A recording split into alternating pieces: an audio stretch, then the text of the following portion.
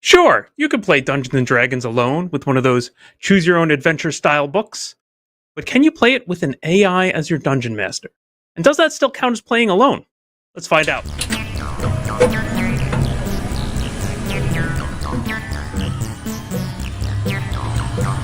Shall we play a game?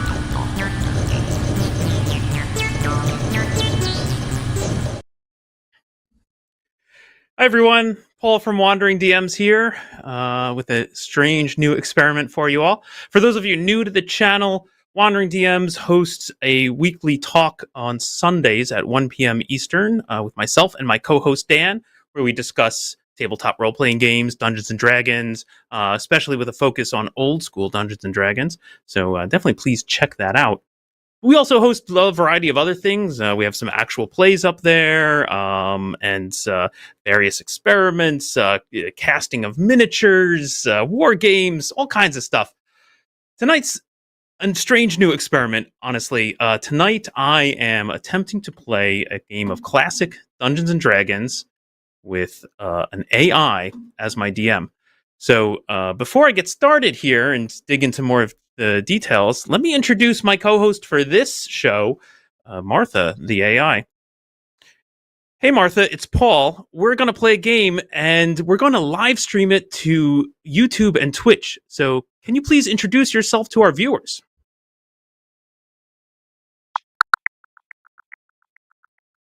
Greetings, travelers. I am Martha, your dungeon master, here to guide you through the perils and wonders of the realm. Together, we will venture into the unknown, braving dark dungeons, battling fearsome monsters, and uncovering long-lost treasures. Every choice you make shapes the story, and every roll of the dice determines your fate. Steel your nerves, ready your wits, and prepare for adventure, because in this world, fortune favors the bold. Now let us begin. What do you do? Very nice. Of course, I had no idea what Martha was going to say there.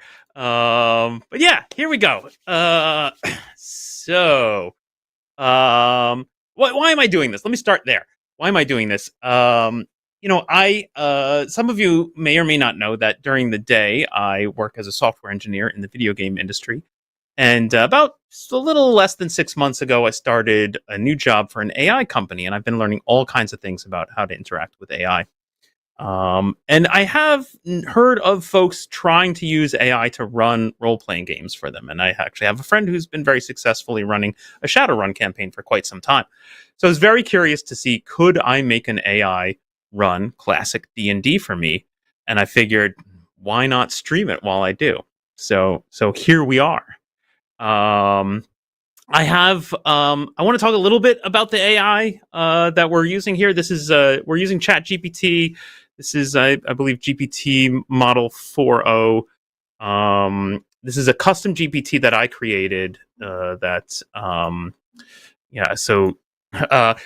trained her. I did some experiments up front, so I kind of know a little bit about what I'm getting into, and I want to talk a little bit about kind of what I've discovered AI is good at and what AI is not so good at.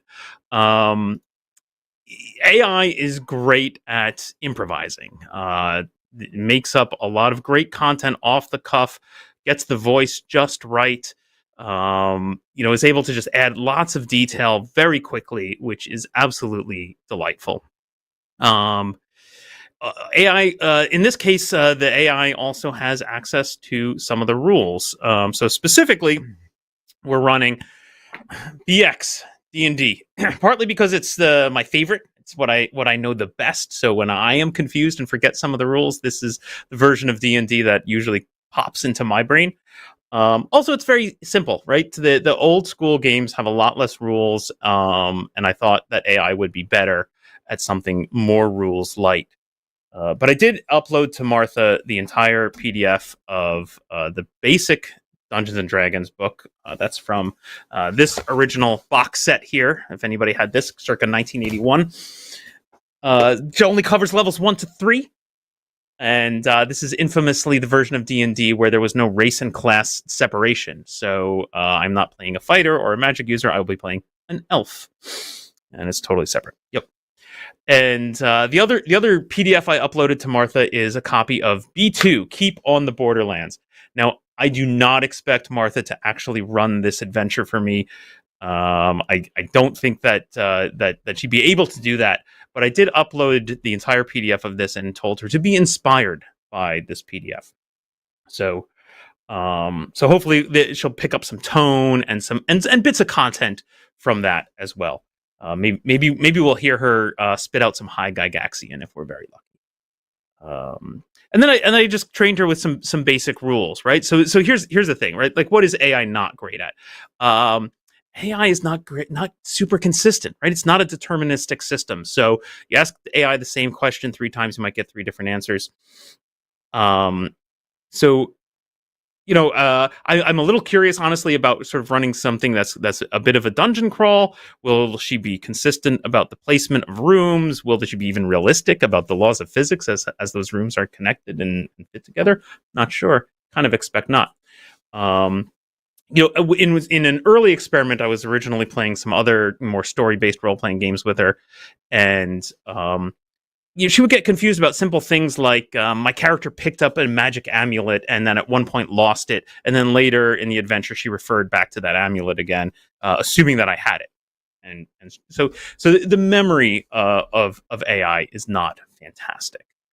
What else is AI not great at? Implementing rules. Yeah, it's unfortunate. She's got the PDF, and if I ask her to look something up, she's pretty good at going up and finding those rules. But she's not really good at like implementing the rules as written on the fly as we go. And specifically, the big cutoff here is I'm not going to ask her to do round by round combat for me because I just think it would be a mess.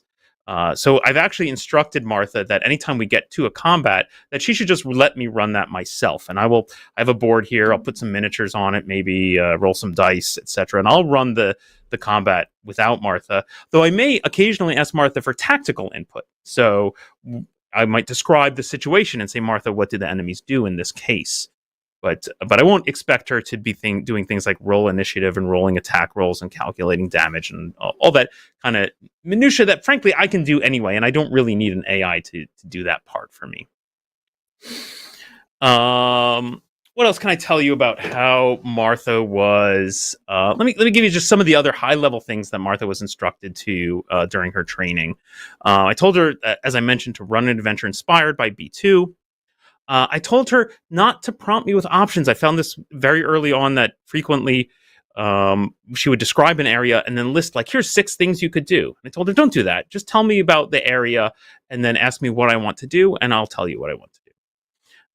I've asked her to ask me to roll the dice. So there's certain actions that require dice rolls. And I said, if you know I'm about to do something that has a chance of success and requires a dice roll, ask me to roll dice. Here's an interesting one. I asked her to be willing to say no. Just because I ask about something doesn't necessarily mean it exists. And this kind of feeds into the dice rolling thing a little bit. Specifically, what I noticed is I asked her in some early tests, I would say something like, oh, I'm going to search this wall for secret doors. And she would immediately tell me that I found a secret door. And I think it was just that by asking the leading question, she said, oh, that's interesting content. Let me roll that in. So basically, anytime I searched for secret doors, there were secret doors. So I've told her things like if I'm listening for noises or searching for traps or secret doors or things like that, 1, to ask me to roll dice, and 2, to be willing to say no. Like if I ask, are there exits from this room? She could just say, no, there are none. And it's interesting that AI needs that prompt to be able to know that it's okay to say no. And then, as I mentioned, she won't be running the combats. I'll be implementing the round to round combats as we go. I don't know. I think that's about it. I'm keeping half an eye on the chat. I see a few folks have joined in. I'm on my own here. Martha can't really watch the chat, so I will try to go back and look at it from time to time. And if somebody has an interesting thought or idea or something they'd like me to try, absolutely please mention in the chat. Hopefully, I'll see it.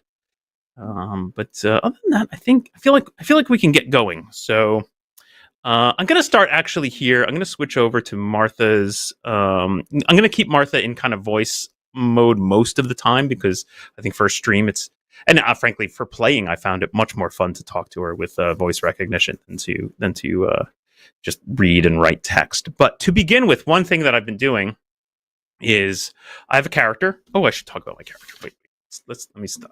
Let me go back here for a second. I have a character. His name is Penrith the Sly. Here's his character sheet. I rolled him up using the rules as written, 3d6 right down the line. He is a 3rd level elf.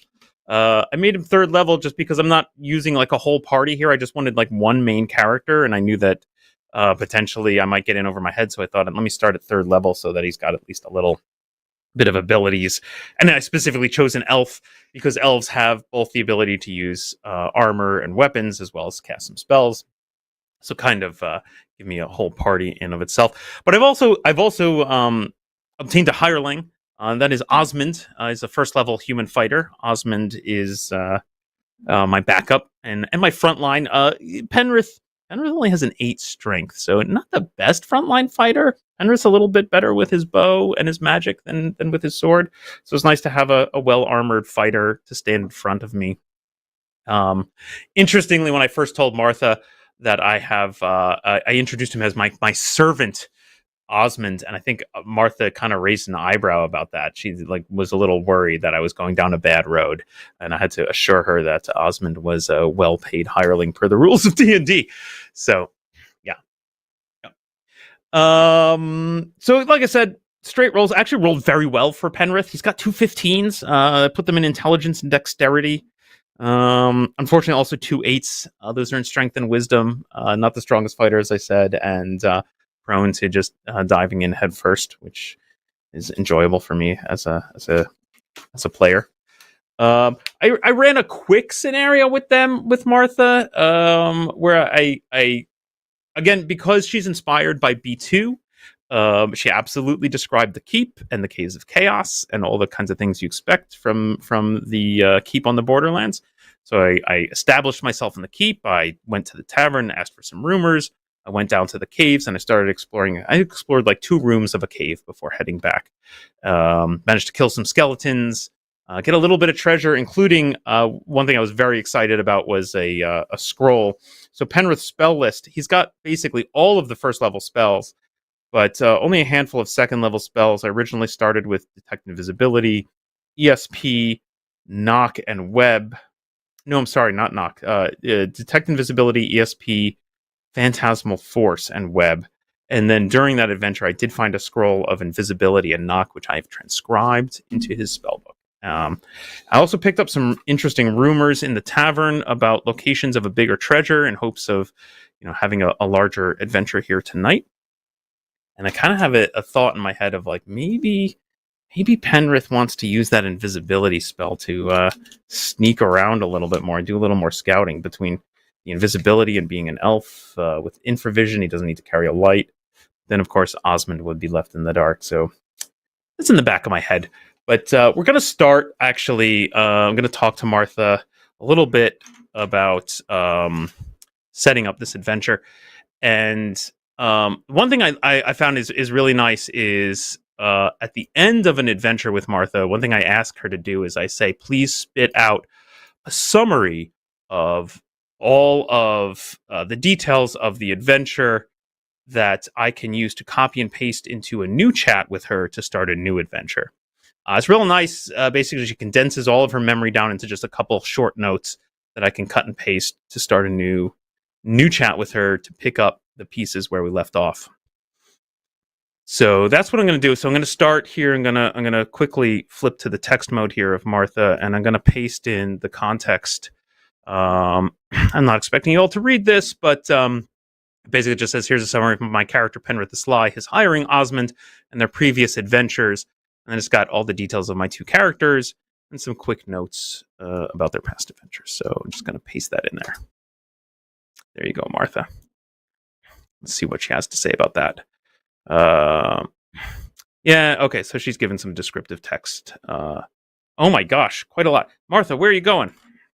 Okay, I'm going to read this out for Martha because I didn't have her in text mode, but she says that we're in the keep, the flickering torchlight of the tavern casting long shadows across the rough-hewn tables. The air is thick with the scent of spilled ale and pipe smoke.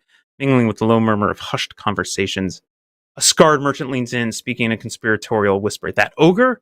That right nasty brute! They say he's got a bigger hoard than a merchant's ransom, but he's no fool. He's got goblins running errands for him, bringing him food, and even warning him of trouble. Across the room, an old man with a tattered cloak takes a deep pull from the mug before muttering, Forget the ogre. The skull-marked door, a shrine to something foul, best left undisturbed. But behind it, riches and relics from the old times, if you dare. Oh, that's excellent. That's excellent, Martha. So I had 2 leads from the past adventure, which included the ogre and the... Oh, Martha's listening to me. Hi, Martha. I forgot to mute her. Martha, I am thinking about the tavern keeper's daughter, I think, who told me, or a farmer's daughter who told me about an evil cult in the caves who had a great treasure. And I contemplate the fact that possibly she is trying to lure me into a trap. I wonder if that farmer's daughter might be in league with the cult.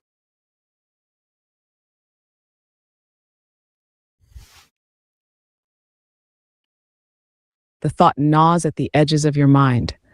Was it the way she spoke, too eager perhaps, or the way her eyes flickered, just for a moment, when she mentioned the treasure? The farmer's daughter, what was her name? Lissa? Yes, that was it. She had spoken in hushed tones, glancing toward the road as if expecting someone to overhear. She warned of an altar hidden behind a horned skull, whispering of treasures too great to ignore. But was she warning you or leading you?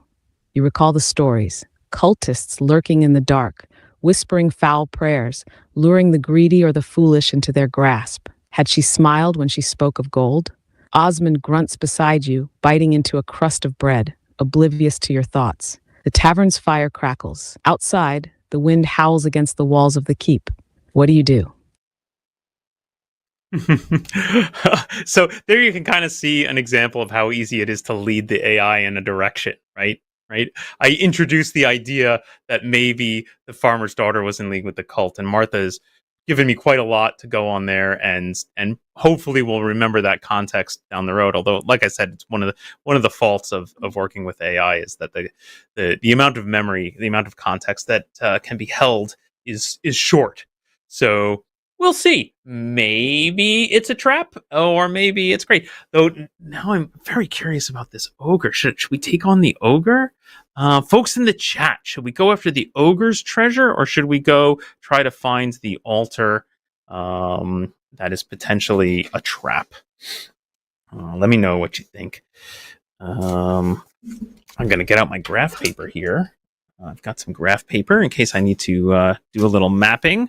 I want to do this because I really want to double check Martha as she describes rooms. I strongly suspect that she will describe an outline of a dungeon that is physically not possible. So okay, so we've got some votes for going to check out the ogre. Okay.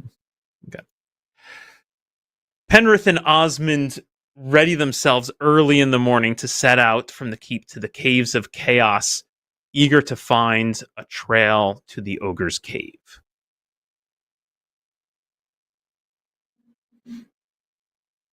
The dawn air is crisp as you and Osmond step out onto the keep's cobbled streets, the eastern sky painted in hues of gold and crimson. The keep's guards nod as you pass, their breath visible in the chill morning air.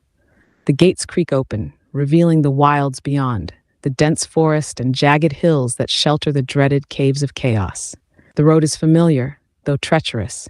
You tread carefully, ears keen for movement beyond the underbrush. The journey takes the better part of the morning, the rising sun casting shifting patterns through the tangled canopy above.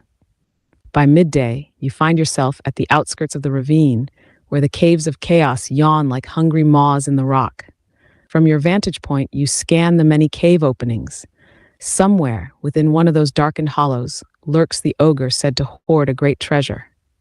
The question remains, how do you find his lair? Do you watch for tracks, seek goblin informants, or follow the whispers of the wind through these haunted halls? Oh, Martha, going against your training there and giving me options. I pushed against that, and yet there she wants to do it again. Yep. Told her not to do that, but usually she's pretty good about not doing that. But unfortunately, we ended up there. Okay, let's see. Penrith searches the ground for goblin tracks, having heard that the ogre keeps goblin guards.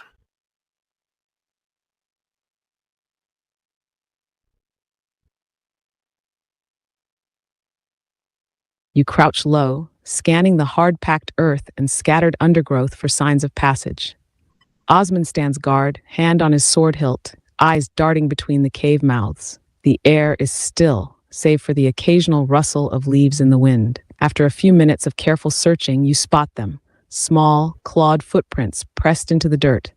A clear trail of goblin tracks weaving through the underbrush. They move in clusters, some fresher than others, but all heading toward a wide, gaping cave entrance set into the cliffside. The rock around the opening is worn smooth, as though large things have passed in and out many times. A crude smear of old blood stains one side of the entrance. The tracks suggest movement at different times, some leading in, some leading out. The ogre's messengers, perhaps? Guards. Osmond leans in, whispering, "That looks like the place. Want to charge in, or do we try to lure something out? What do you do?" Okay, before I go any further, I'm going to mention Penrith has two first level spells and one second level spell to memorize. I want to make sure I've picked them for my morning before I go too deep into this. So I'm thinking I'm going to take, sleep and read languages as my first levels. I know read languages is a little unusual, but I think that Martha does tend to go a little more story driven. So it's very likely we might discover something, some strange script or something like that. And I thought read languages might be fun. I'm taking invisibility because that was always my goal, was to maybe do a little exploration with invisibility. And I'm contemplating. Now, wait a minute. Now I got to remind myself, what's the duration of invisibility in VX? Because I've been playing OED with Delta Collins, where he extended it to a full day, and I'm so used to that that I'm worried that I'm going to try and cheat and explore a bunch of stuff invisibly. No, permanent until broken. Permanent until broken. That is fantastic. That's what I was hoping for. Okay. That's, frankly, even better than what Dan gives us. So, okay,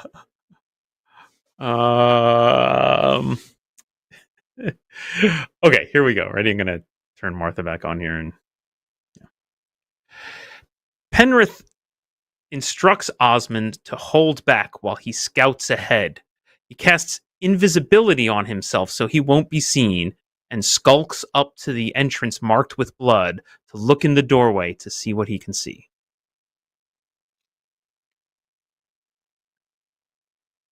And for the folks watching at home, I'm going to mark off that I've cast my... A shimmer washes over you as the spell takes hold, bending light around your form until you vanish from sight.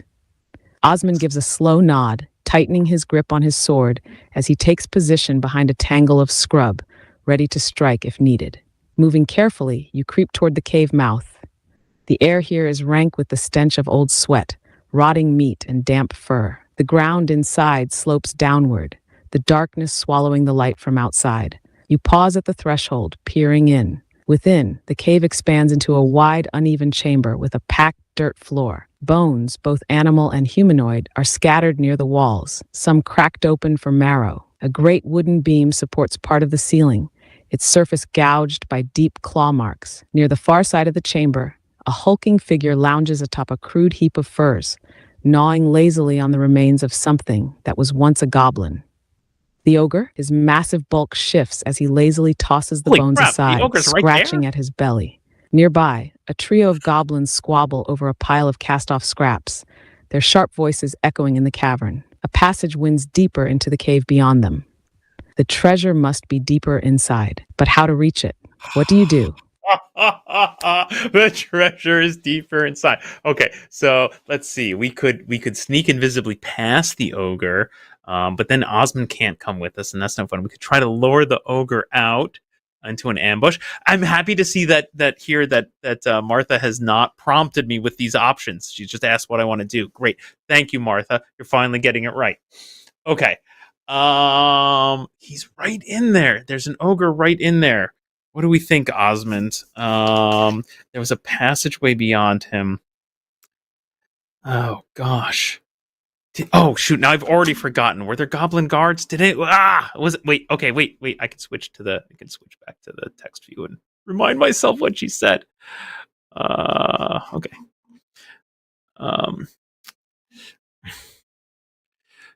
Right. So he was gnawing on remains of something that was once a goblin. Man. So what? They're his guards, and he eats them. That's terrible. No, nearby a trio of goblins squabble over a pile of cast-off scraps, their sharp voices echoing the cavern. Okay, so I'm kinda inclined to just throw my sleep spell right in there at them. 3 goblins, 1 ogre. Now here's the thing. Sleep only affects 1 creature with 4+1 hit dice and 2 to 16 hit dice of other creatures.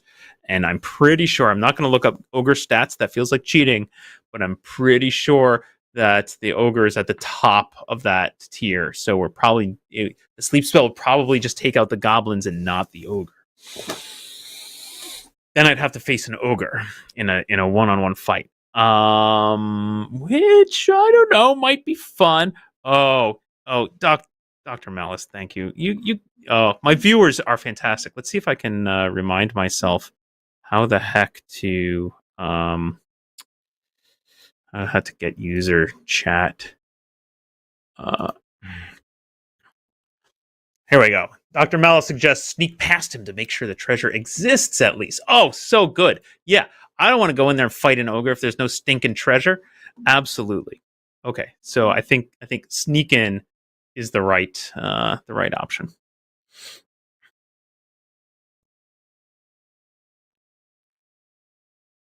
Penrith hisses at Osmond, "Wait hidden by the door, and I'll shout if I need you."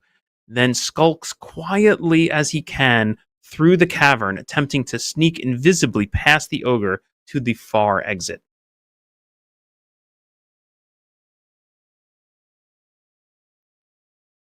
Moving with slow, measured steps, you slip into the cave, careful to avoid loose stones and brittle bones that might betray your presence.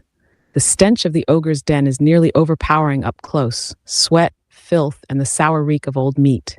The ogre shifts on his pile of furs, letting out a low, guttural belch as he scratches at his side. The goblins continue their squabbling, too preoccupied with their meager scraps to notice the faintest disturbance in the dust.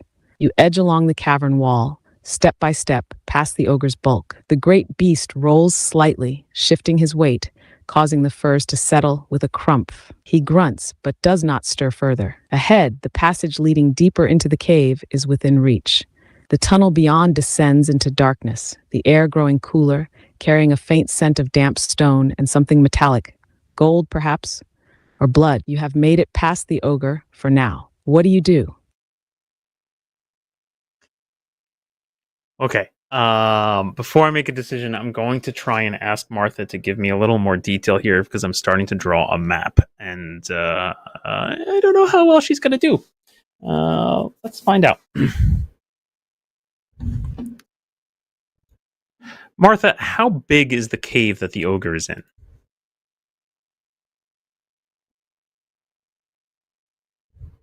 The ogre's den is a broad, irregularly shaped chamber, roughly 40 feet wide and 30 feet deep, with a ceiling that rises unevenly to about 15 feet at its highest point. The entrance slopes downward slightly, leading into the cavern where the ogre lounges on a pile of filthy furs near the far left wall.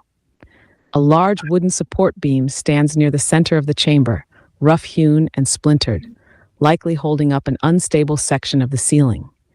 Around the ogre, bones and debris are scattered haphazardly. To the right, the 3 goblins bicker over scraps near a smaller pile of refuse. At the far end of the chamber, about 25 feet beyond the ogre, The passageway leading deeper into the cave mouth yawns darkly. The floor is uneven, strewn with loose dirt and small stones. With the ogre's bulk blocking much of the central space, careful movement is possible along the edges, though any noise or sudden shift in the air might draw unwanted attention. What do you do? I'm a little confused as expected. I'm totally confused about how possibly the exit is 25 feet from the ogre when he's on the left side and the whole chamber is 30 by 40. But we're not going to worry about it too much. Okay, so there's like an exit maybe on the opposite side, and the ogre's kind of on the left and the goblins are on the right, and somehow I can sneak around the edges. I don't know. The physics just don't make sense of this, and I'm not going to push on it too hard because I don't feel like don't feel like Martha's going to get this right. Let me go back to the text just to look at that because that was hilarious.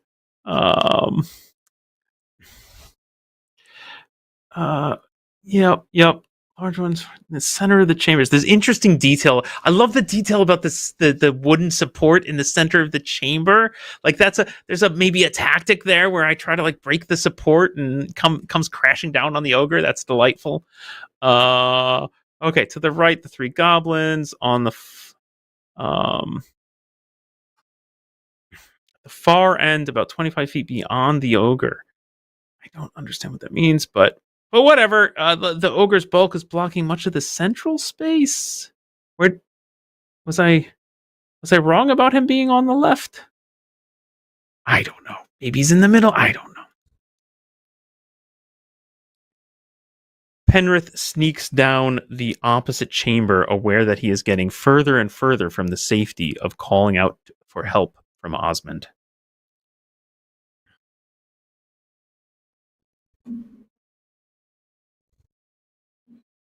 You slip into the darkened passage, the air growing colder as the sounds of the ogre's lair fade behind you. The tunnel slopes downward, the rough stone walls damp to the touch. The metallic scent from before grows stronger, an acrid tang of iron mixed with something old and stale. After about 20 feet, the passage opens into a smaller chamber, perhaps 25 feet across. A single wooden chest, its iron fittings rusted, rests against the far wall. A pile of discarded weapons and armor, some broken and bloodstained, lies to one side. Your eyes scan the room. The floor is uneven, pockmarked with shallow depressions, and in the dim light from the distant cave behind you, you notice something troubling. The floor looks disturbed, as if something heavy has been dragged through here recently. A faint clicking noise echoes from somewhere unseen, then silence. The treasure is right in front of you, but something doesn't feel right. What do you do? That's so delightful. Oh gosh. Are there any other visible exits from this chamber?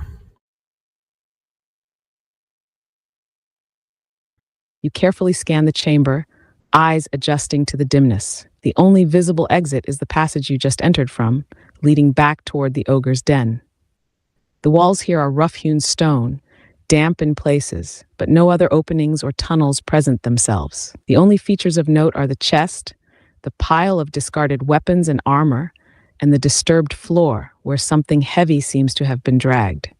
The faint clicking sound from moments ago has gone silent. If there is something else in here, it's either waiting or watching. What do you do?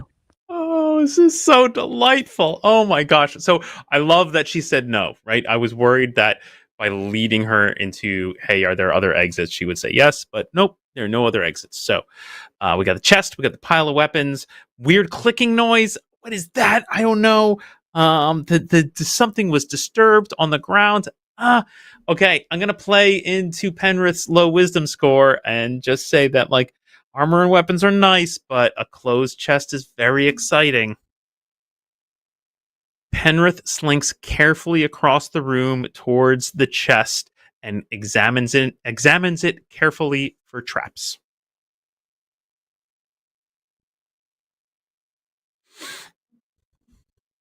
You move with slow, deliberate steps, keeping close to the chamber wall as you approach the chest.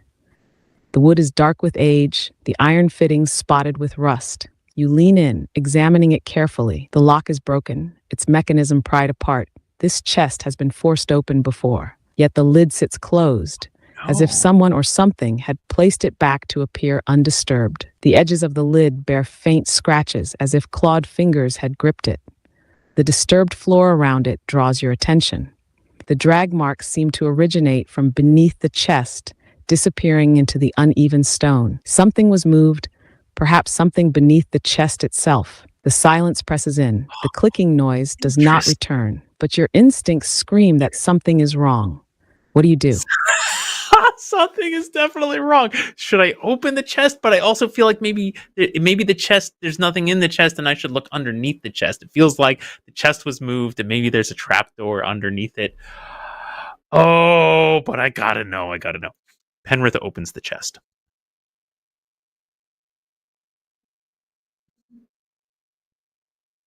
Holding your breath, you grip the edge of the chest and slowly lift the lid.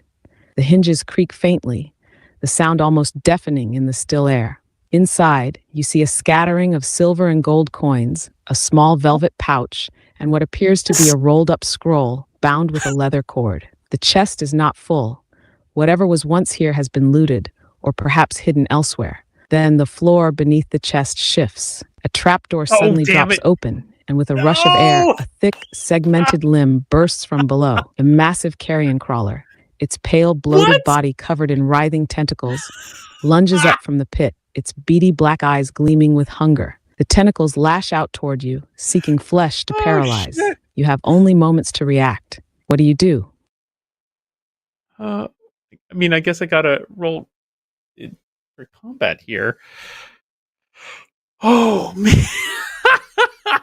Nice trap, Martha. Well done. A carrion crawler. Okay. I don't have. Oh man! And if I call for help from Osmond, I'm gonna alert the ogre, and then the ogre and the goblins are coming in. I am screwed, folks. This is bad. This is real. Wait, I'm invisible. I'm invisible. That's right. The carrying. Wait, can the carrying crawler? Okay. Oh gosh.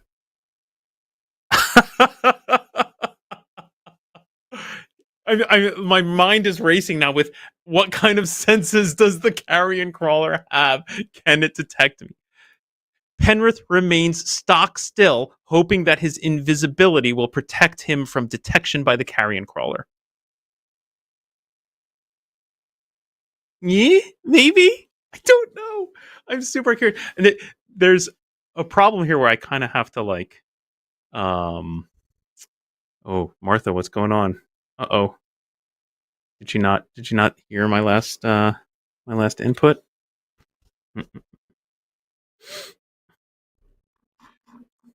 Nope, looks like she missed it. Okay, I'm going to reiterate that. So here's the problem, right? Like I'm a little conflicted here in between. Like I don't want to cheat and look up monster stats, but I also want to help Martha in case she's getting stuff wrong, because she might get stuff wrong. So, but let me go back. I'm going to give that input to her again. Penrith stands stock still, hoping that his invisibility makes him undetectable to the carrion crawler.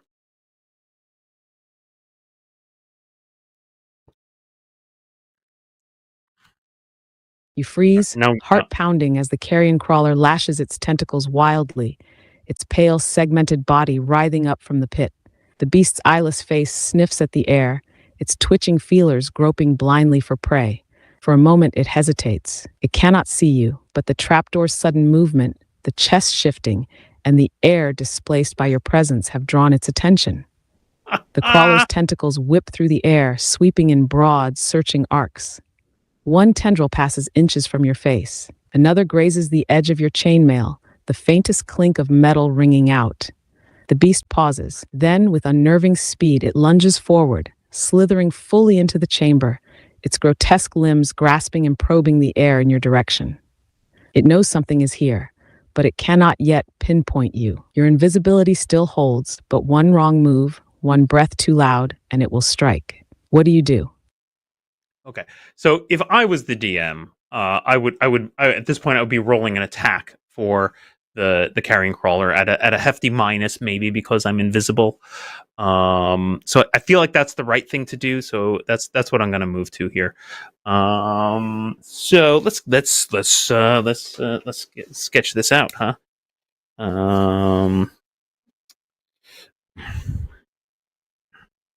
So what did she say? It was about a 25-foot chamber. Something like that, and then there's a tunnel that leads out. Oops, I made that too big. Great. There's.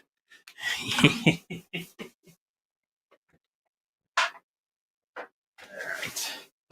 So we've got a nice treasure chest here in the back. And here is my miniature for Penrith the Sly, who's come forward to try and open the chest. And I don't have a carrion crawler miniature. Wasn't prepared for that one, Martha.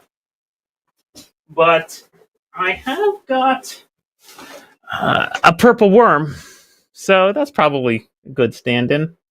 Yeah. Okay. So, so I'm gonna look up the stats of the carrion crawler because again, I don't trust Martha to actually run combats for me. So I'm gonna do that. Gosh, there was like a scroll in that chest and treasure. I really want that treasure. All right, I'm gonna roll some hit points for my carrion crawler. Now this is just D&D trick that I like to do as DM that I always do, which is to track monsters' hit points. It's got 3 + 1, so I'm just gonna roll them over here and then that's +1. So there you go. That's tracking the carrion crawler's hit points. I got a tray here. I can maybe roll some dice in. Look. Why did I draw in the middle? What was I thinking? Okay, that's fine. Great. I'm going to roll an attack. I'm going to say the carrion crawler clearly attacks me. I think that's the right thing. What's the penalty for being totally blind? Let's ask Martha. Maybe Martha knows. Martha, what is the penalty for making an attack against a creature you cannot see, or if you are blind?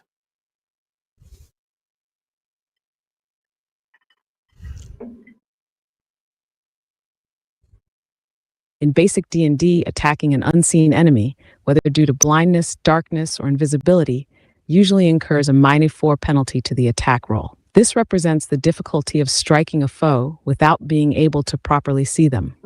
Conversely, if you are invisible and attacking a creature that cannot see you, your first attack automatically gains surprise, meaning the target does not get to react before you strike. After that first attack, however, your invisibility Martha is broken and combat proceeds normally. If you were blinded, such as by darkness or an effect, you would also suffer the -4 penalty on all attack rolls, and monsters attacking you might gain a bonus or automatic surprise depending on the situation. Right now, the carrion crawler cannot see you, but if you make noise or move suddenly, it might detect you by other means. What do you do? Really very thorough. This is too much. So Martha, I kind of wish had insisted that the carrion crawler attack me, but that's how I'm interpreting this, right? That she was way too wordy in that response. I wish she had just told me -4 was my instinct, honestly. So I'm not going to bother to go digging through the rules to make sure she's right because I'm pretty sure she's right. -4. And I'm gonna say, like, I'm putting myself in her shoes. If I was the DM, I would think that the fact that I just moved, like I opened the chest, right? Like I made some movement. The carrion crawler clearly came up out of the ground, went to attack me. It should get an attack roll, but at -4 for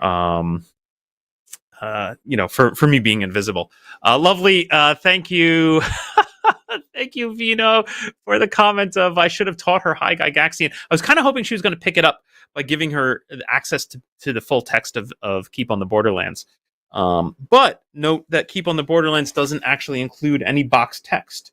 So I don't know how much High Gygaxian you would pick up from from the raw text of B2. But I did tell her to try and take inspiration from B2 and to try to describe areas in the same way that she saw them described in B2.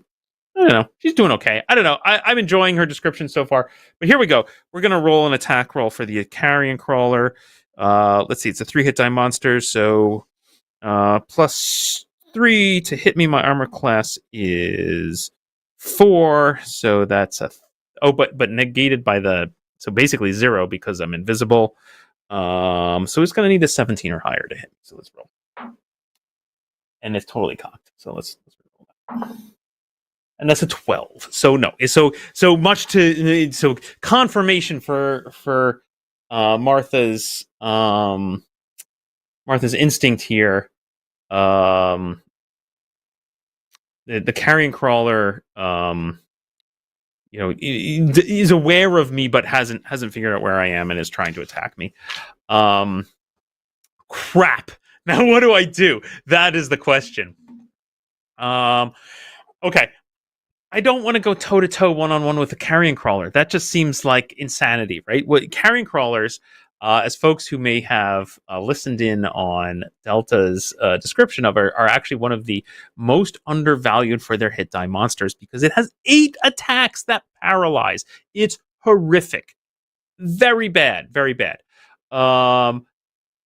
So I feel like run is the correct answer here. And the only thing I'm debating is, should I try to take the chest with me?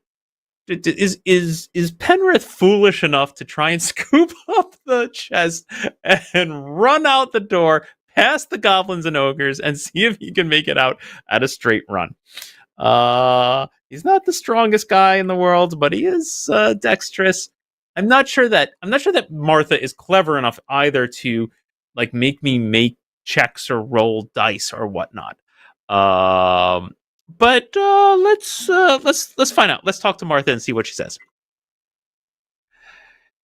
Penrith wants to try to grab the chest and run out the cave back into the outside where Osmond is.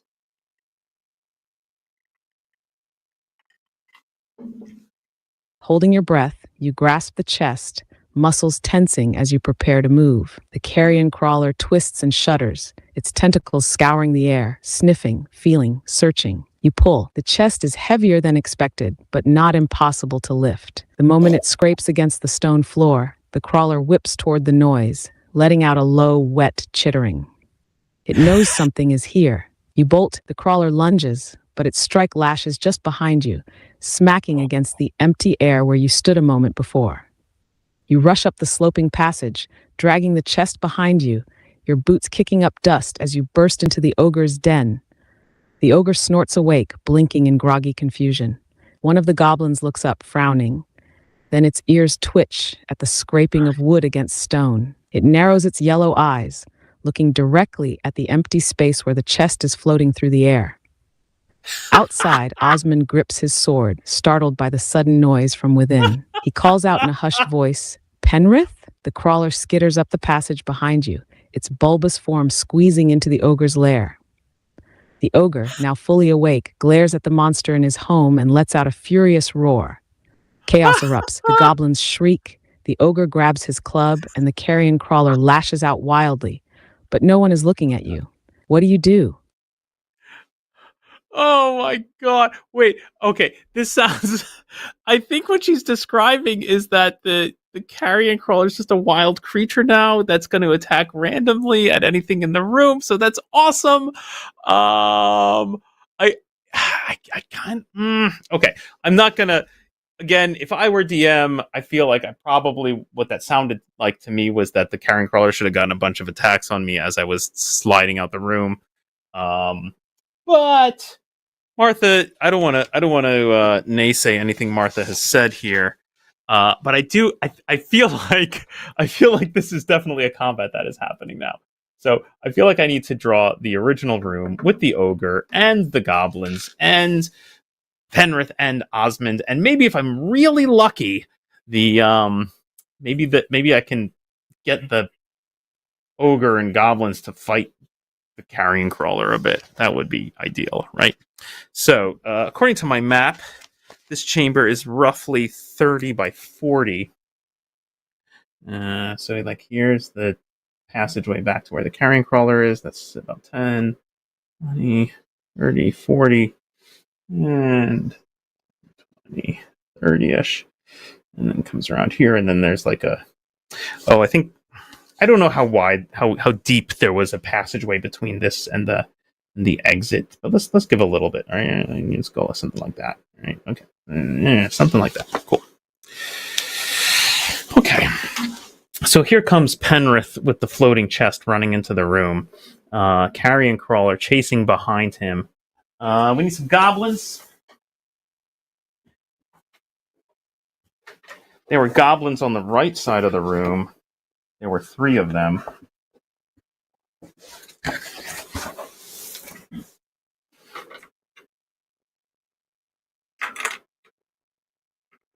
Yeah, let's be generous and kind of put them a little further back so they're not like right on top of the... And then there's an ogre. I got an ogre, I sure do. It's great. Here's an ogre. And then, oh, that's Penrith. Penrith's invisible. And then Osmond is somewhere out here, kind of near the entrance, going, hey guys, what's going on? Okay, cool.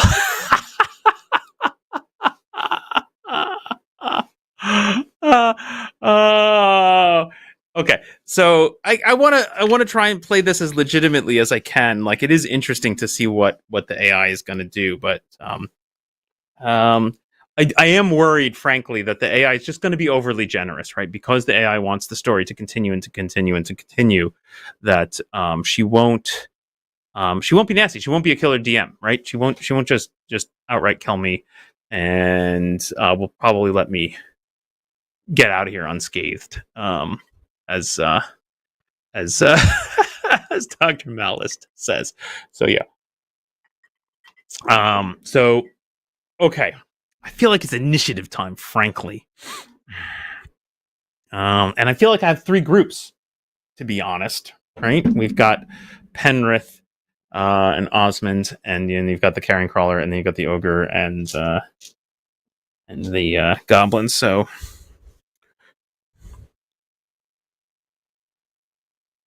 I'm gonna start by informing Martha what's going on to see what she does with that. That I am curious about. Martha, it sounds to me like a combat should be starting, so I'm going to roll initiative for Penrith, the ogre and goblins as a second group, and the carrion crawler as a third group. Does that sound right to you?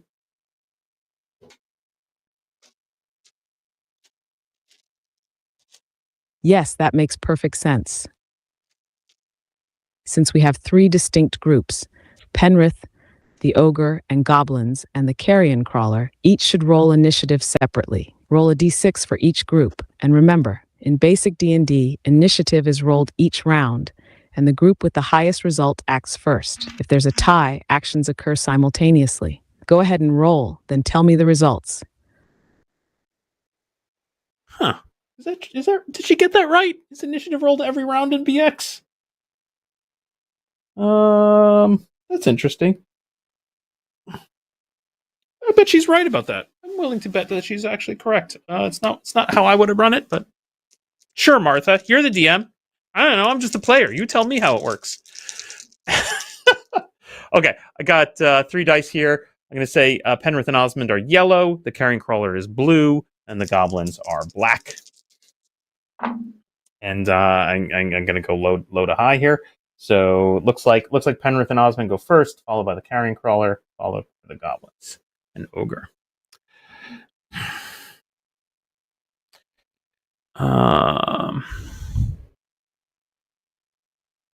Penrith has won initiative, followed by the carrion crawler, and then finally the ogre and goblins as the last group. Penrith runs as fast as he can with the chest towards the entrance, screaming for help from Osmond.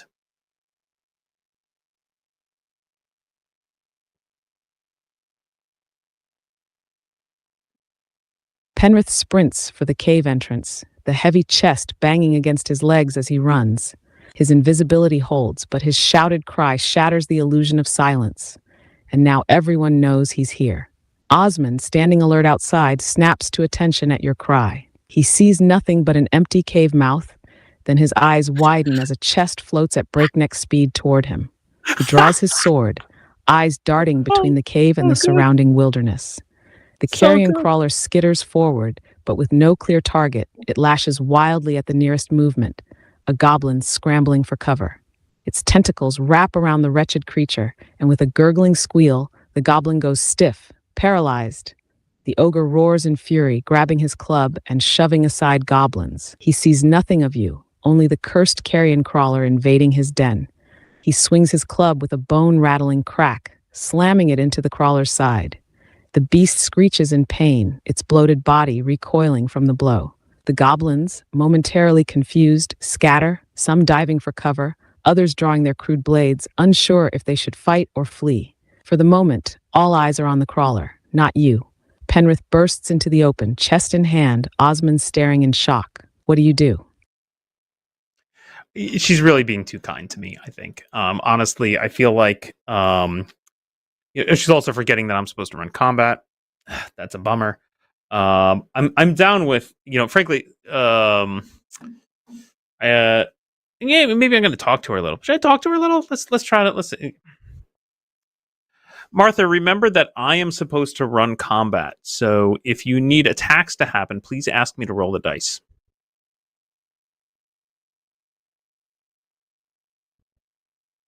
You're absolutely right. Combat resolution is in your hands. If any attacks need resolving, I'll have you roll and report the results. Right now, Penrith has escaped the cave with the chest, and the enemies inside are fighting amongst themselves. Osmond is outside ready to react. The carrion crawler and the ogre are locked in combat, and the goblins are in chaos. Do you want to continue running, drop the chest for speed, or do something else while the fight rages behind you? Oh, she's giving me options. Now I'm getting annoyed at her. I'm going to roll the attacks for the carrion crawler on the goblin and the ogre on the carrion crawler.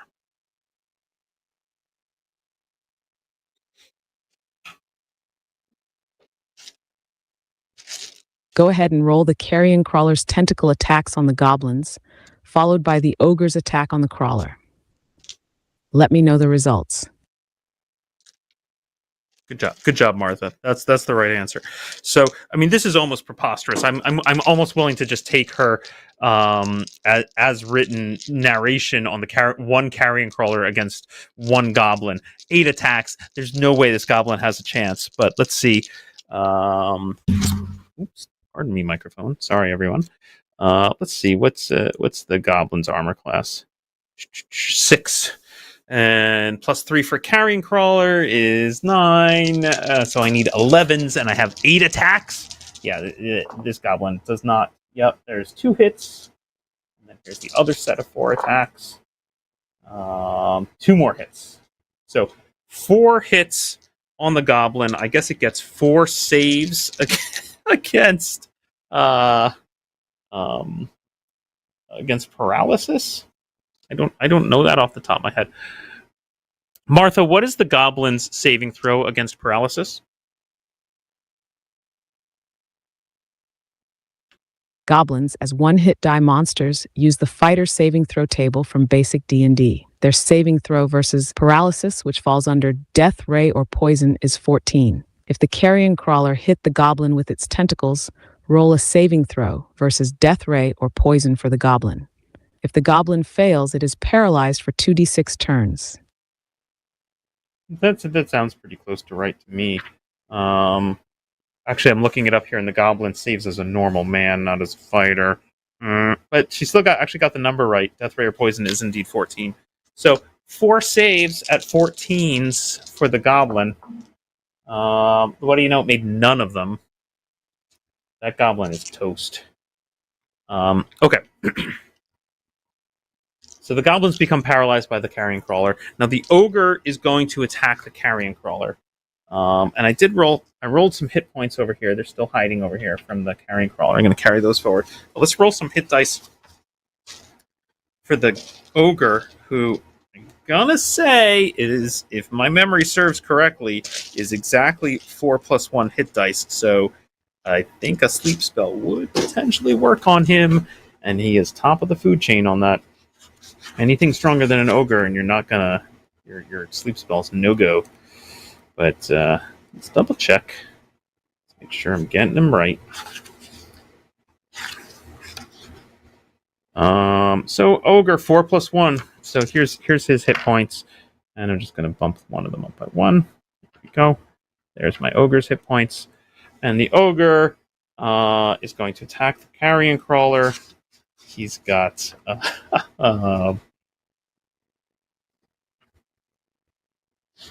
carrion crawler is AC 7. Ogre's attacking at +4. He needs a 9 to hit. Not bad. 17. That is a hit. How much damage does an ogre do? 1 to 10. D10 of damage from the ogre to the carrion crawler. 9 points of damage. That's rough. In fact, that's those 2 dice.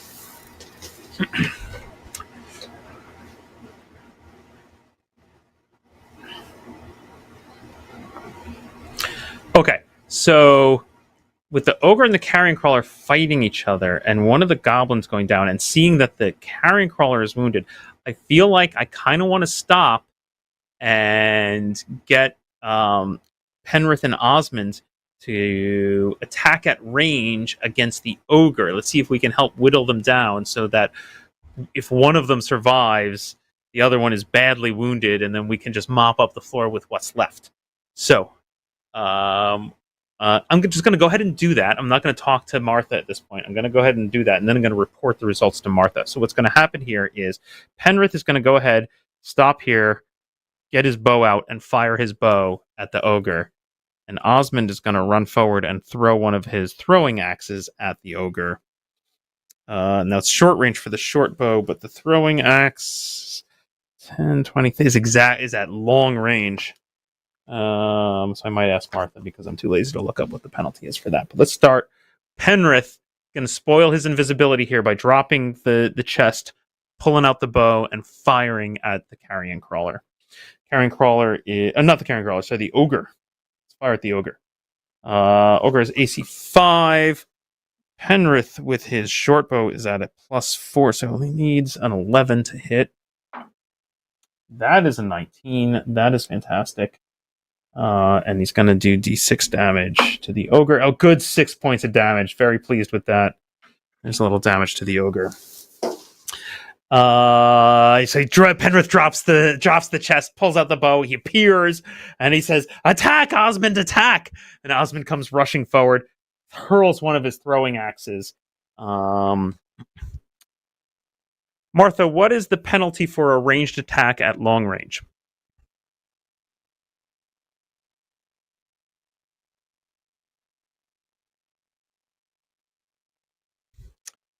In Basic D&D, missile attacks suffer a -2 penalty to hit when fired at long range. Here's a quick breakdown of standard missile weapon range modifiers. Short range, no penalty. Medium range, 1 to hit. Long range, and a 2 to hit. If you're considering a ranged attack, check the weapon's range and apply the appropriate modifier. Great. So let's see. Osmond is normally at a +1 with his throwing axe, but he's at -1. And he's trying to hit AC 5, so he's going to need a 16 or higher to try and hit him with the throwing axe. And that's a 19. Well done, Osmond. Good job, my man. But only 2 points of damage to the ogre. Love the chaos. Love the chaos that's happening here.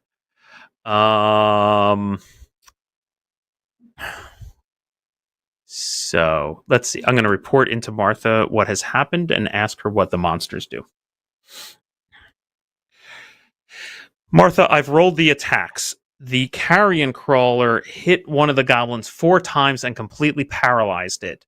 The ogre then rushed forward and smacked the carrion crawler with his club, doing a heavy amount of damage. Penrith decided to drop the chest, pull out his short bow, and fire an arrow at the ogre, shouting to Osmond for help. Osmond rushed forward and threw his throwing axe at the ogre as well. Both of them struck and did some damage, though the ogre is still pretty healthy. Can you tell me what the carrion crawler and ogre and goblins do next.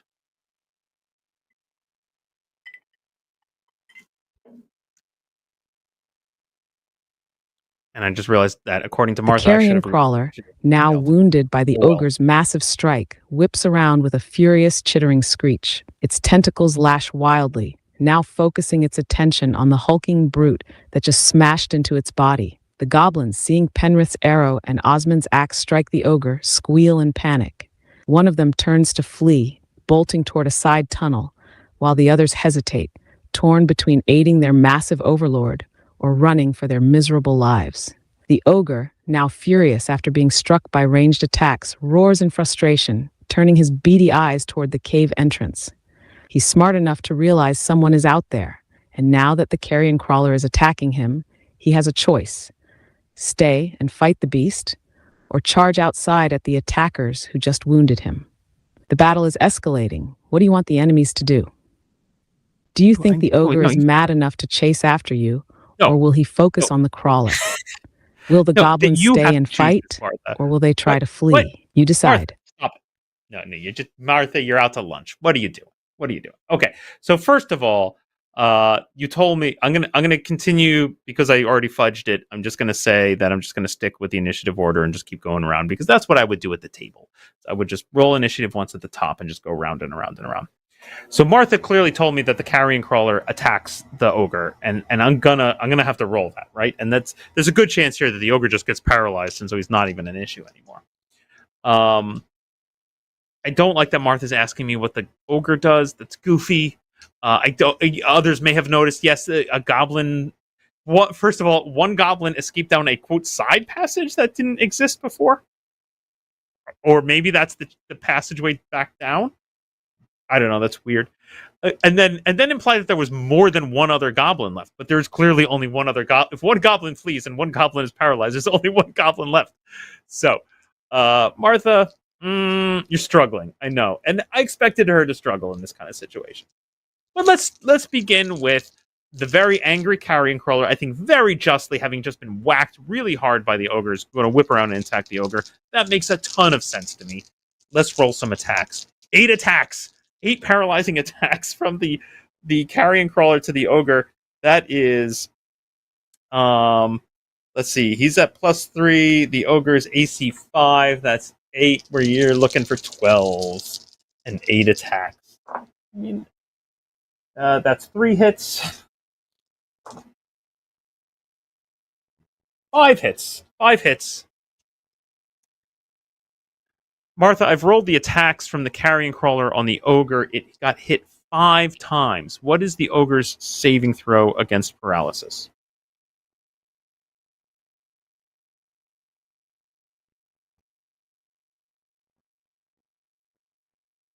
The ogre, as a 4-hit die monster, uses the fighter saving throw table in Basic D&D. His saving throw versus paralysis, death ray, or poison is 12. Roll 5 saving throws, 1 for each tentacle hit. If the ogre fails any of them, he becomes paralyzed for 2d6 turns. Okay, here we go. 5 rolls at 12 plus. Let's see if he can make them. The answer is no. He made 2 out of 4. Here's the 5th one just for giggles. Okay, so he missed that. So the ogre is paralyzed. The ogre is paralyzed. Martha said a goblin ran, and that feels about right to me. And the goblins, she said one goblin ran down the... I'm just going to ask Martha. I'm going to make Martha make this decision for me. Martha, there are 2 goblins alive. The carrion crawler has struck the ogre and paralyzed it. There are only 2 exits from this room, one back towards Penrith and Osmond, and one back towards the tunnel where the carrion crawler came from. What do the 2 living goblins do?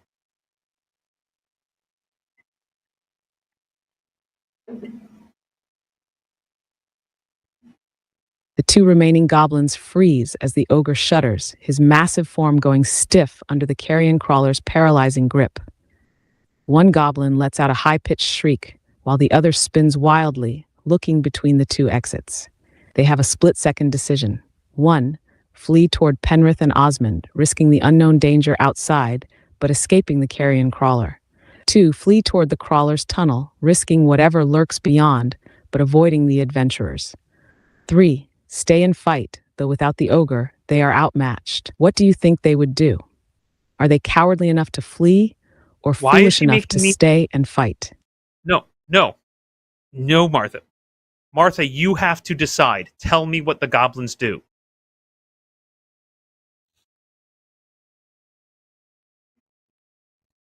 The goblins squeal in terror, their resolve shattered as they watch the ogre stiffen and topple over. One goblin, eyes wide with panic, bolts toward the tunnel where the carrion crawler emerged, scrambling over the broken ground, desperate to escape deeper into the darkness rather than face the adventurers outside. The other goblin, breathing in ragged gasps, makes a different choice. It sprints toward the cave entrance, charging toward Penrith and Osmond, blade drawn, hoping to cut its way to freedom. One flees into the dark. One runs straight for you. What do you do? Great. That's what I wanted. Thank you, Martha. I don't know why I had to ask her 3 times for that, but there you go. So I'm trying to find a path. So the goblin that flees has got to loop all the way around. Based on where I put the miniatures, there's no way it's skittering around here. So this goblin, I'm going to assume that goblins are incredibly lightly encumbered, so they probably have the fastest move rate in the game, right? So their combat move is going to be 40 feet. 5, 10, 15, 20, 25, 30, 35. So it skitters all the way around, just getting to the entranceway to the cave. So it has to kind of loop around. The other one, though, 5, 10, 25. It's going to get right up here to Osmond and Penrith. Yeah. The goblin that ran towards the entrance comes right up to Penrith and Osmond. Who does it attack?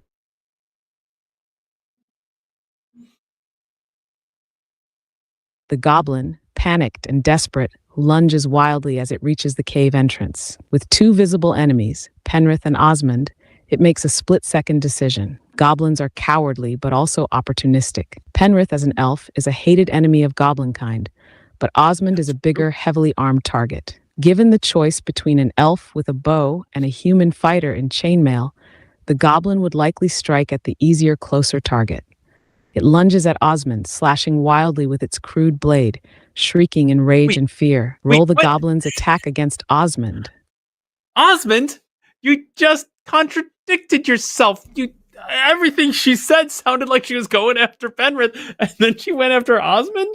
I'm so confused. What?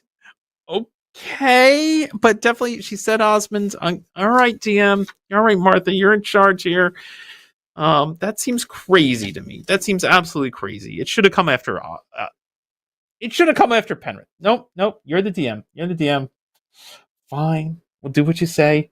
So here's an attack from the goblin, which is at +1 against Osmond, who's ready to go. Well, he threw his axe, but he's probably got his shield up. He threw a hand axe with one hand. He's probably got his shield up. So he's armor class 3, which means that this Osmond, by the way, is in chainmail, has a sword and a shield and a couple of throwing axes.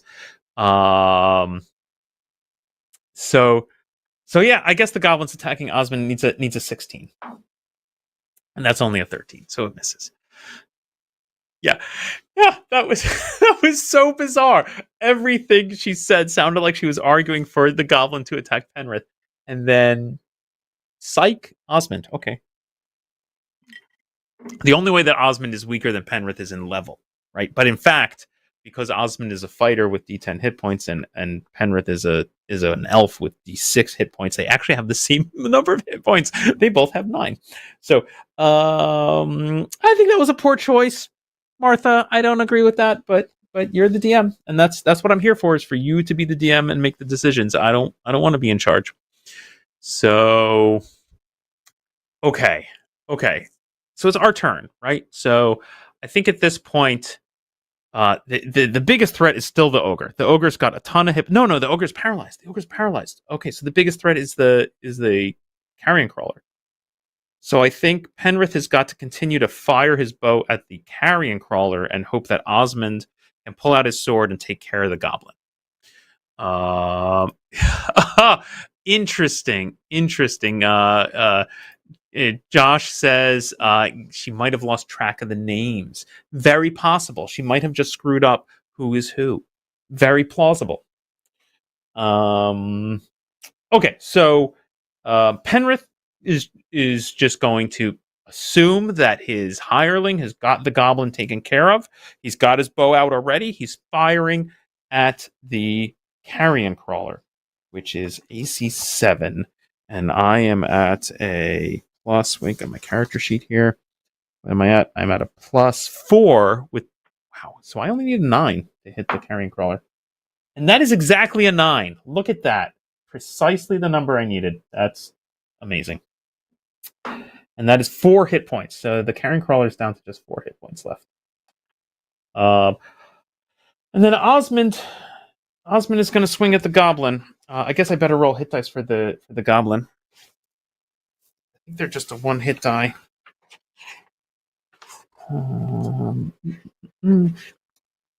I can't remember if they're less than 1-hit die. Looking it up. 1 - 1. Okay.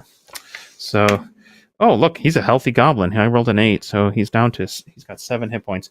Osmond is swinging. Osmond is at a +2 with his sword, and a goblin is AC 6. So looking for 12. And that is a 15. Osmond handily hits the goblin with his sword for 3 points of damage. Goblin is wounded. Still up.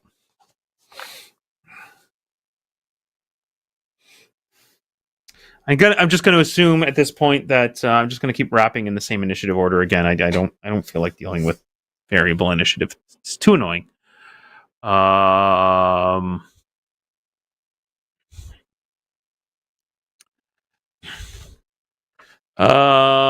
Reminder that fighters have a D8 in hit dice. Yep, you're absolutely right. But Osmond has a +1 Constitution. I believe I actually managed to roll max hit points for him, which is how why he has 9. I don't think I screwed that up and rolled the wrong dice.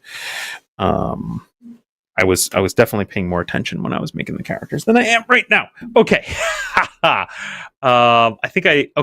I'm going to keep the initiative order as is, and I'm going to inform Martha what has happened, and I'm going to ask her to adjudicate just what the carrion crawler does at this point, because carrion crawler.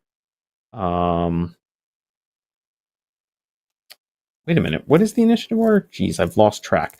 I just went. Yeah, I got the initiative order right here. Right. So it's me goes first, then the carrion crawler, then the goblins and such. Yeah, that's right. Okay. So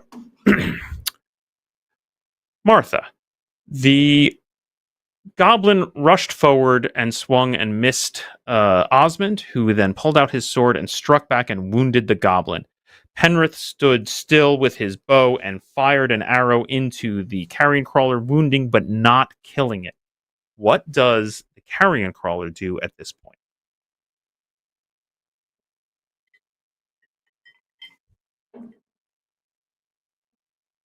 I might have lost her. Usually I see the thinky animation at this point, and now it's just flashing at me. That's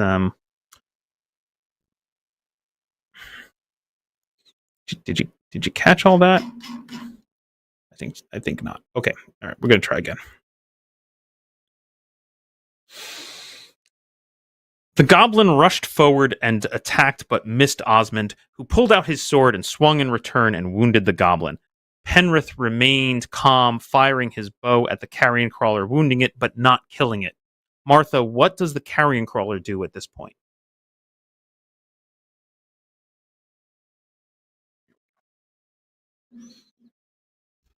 The carrion crawler, still writhing over the paralyzed ogre, twists its grotesque head toward the last goblin fleeing into the tunnel. Driven by hunger and instinct, it lunges after the escaping goblin, its many legs skittering across the cavern floor as it pursues its next meal. The wounded goblin screams in terror, scrambling through the dark, but the crawler is fast, and it does not tire. For now, the ogre remains paralyzed, and the crawler is no longer an immediate threat to you. The only enemy left standing at the cave entrance is the wounded goblin fighting Osmond. What do you do? Okay. I mean, it's fine. I'm assuming that she means that the carrion crawler attacks the goblin, and she kind of like hand waved a little bit there about what's going on. But I kind of agree with her. Honestly, it almost seems ridiculous to roll these attacks, but we're going to roll 8 attacks against this goblin. What did I say Goblin's armor class was? It's in my head. Can't be very good. It's 6, and the carrion crawler is at a +3. It's 9, so it needs 11s. So that's 3 out of 4 hits on the first batch, and only one more. So only 4 hits on the goblin. Let's see if the goblin can make 4 saving throws. Almost, actually, almost. But there's 1 6 in here. So nope. The goblin is paralyzed. Almost paralyzed. Oh, and let's lay down the ogre because he's paralyzed too. Okay, so carrion crawler went after less goblin, paralyzed less goblin. That's the end of that. Next up is the remaining goblin, so he's going to attack. At this point, I'm not going to ask Martha because it seems obvious to me. I guess I could roll I don't know. Some might say there's a morale check here, but I don't think he's running back towards that the horrible death of the carrion crawler. I think he's going to try and fight his way through Osmond and Penrith. That seems the best choice for this goblin right now. So he's going to swing at Osmond again, and I think he needs a 16, if I remember correctly. He's only got a 5. So now we're going to loop back to Osmond and Penrith. I'm going to hope that Osmond can take care of this goblin. Come on, Osmond. Remember all my numbers here. Osmond at +2 against an AC, I think 6 goblin is an 8, so he needs 12s. That's a 17. That is definitely a hit. 8 for the sword. Oh, Osmond, come on. He's got a +1 strength, so he did 3 points of damage, leaving this goblin at 1 stinking hit point. Penrith is going to shoot another arrow at the carrion crawler and really hope for a hit here. It's only AC 7, and Penrith is a pretty good shot with his bow at +4. So he only needs a 9. But that's a 1. That's a natural 1. Shit. Okay. I'm going to have to inform Martha of everything that's happened here and ask her the obvious question of what the carrion crawler does, which I think we all know. The carrion crawler is coming after us and we're fucked. But let's see what Martha has to say about it.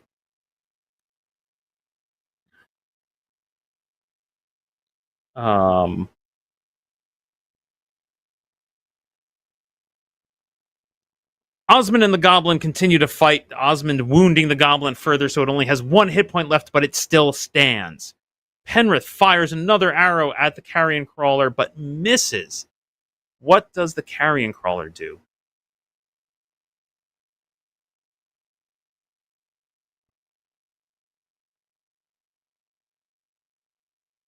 The carrion crawler, now fully committed to its hunt, chases the fleeing goblin deeper into the tunnel.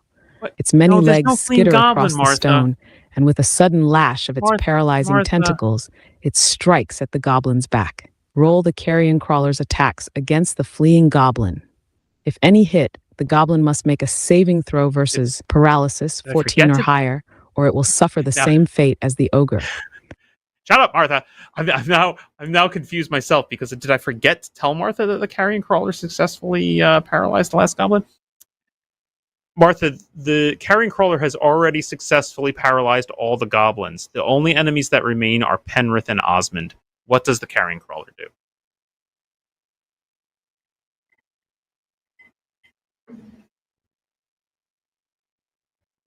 With all other prey immobilized, the carrion crawler twitches, its long feelers sniffing at the air, seeking new movement, new life to paralyze and consume. It hesitates, momentarily coiling over its paralyzed victims, its primitive mind torn between feasting and pursuing the unseen attacker that struck it with an arrow. Okay, that's nice flavor. Then, with a hungry, chittering hiss, it skitters toward the cave entrance, toward Penrith and Osmond. It does not see Penrith, but it knows something is there. The beast moves forward, sweeping its tentacles through the air, searching for fresh prey. What do you do? Oh, she's forgotten that I'm not invisible anymore. But let's see. It moves 40 according to this stat block. 10, 20, 30. Oh, can definitely get up here. So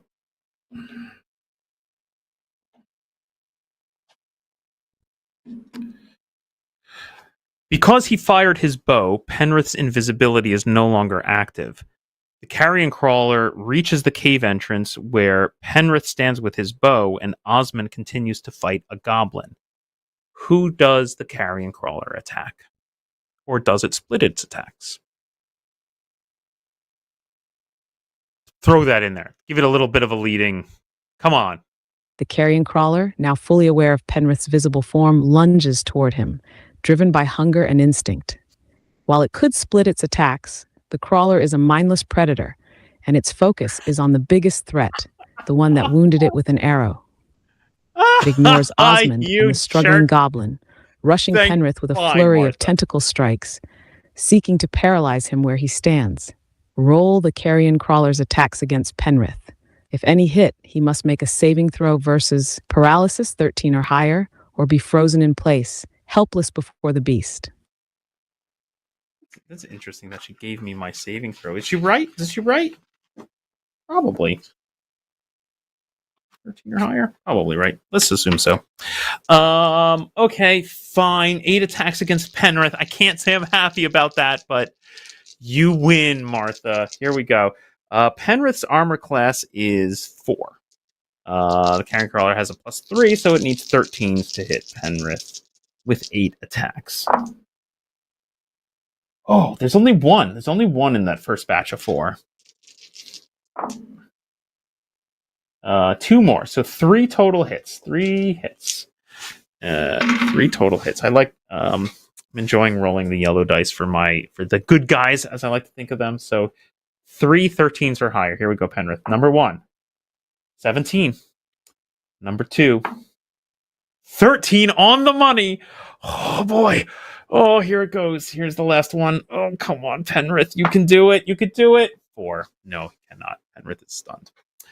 Penrith. Crap.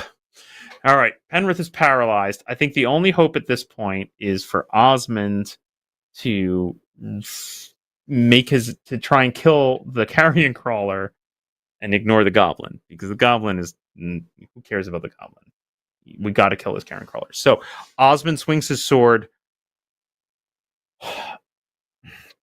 I'm sorry. I'm skipping the goblin. I forgot to make the goblin attack. The goblin should attack.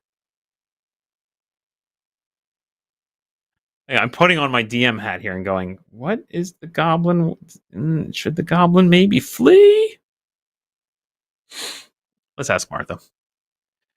Martha, the carrion crawler has struck Penrith, who failed his 3rd saving throw and become paralyzed.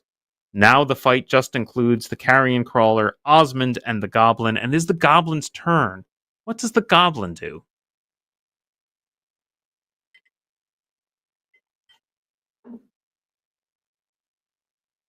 The goblin, bleeding and barely clinging to life, sees the carrion crawler overwhelm Penrith, the elf going stiff as the paralyzing poison takes hold. It has one last chance, fight or flee, but goblins are cowards at heart. Seeing the elf fall, the goblin's survival instinct kicks in, and it breaks into a desperate sprint, fleeing into the wilderness, shrieking in terror. Osmond now stands alone against the carrion crawler, with Penrith paralyzed at his feet. Goblin the creature turns toward him, tentacles still dripping with paralyzing venom. What does Osmond do? I think that's right. Yeah, there's some good notes in the chat here about Osmond really probably ought to just get the hell out of Dodge and say sorry, Penrith. But I think I have to go for gold here. The carrion crawler's only got 4 hit points. Osmond could kill the carrion crawler and save the day. Osmond is going to swing his sword at the carrion crawler. Okay, +2, plus AC 7 on the carrion crawler is, I need an 11. Come on.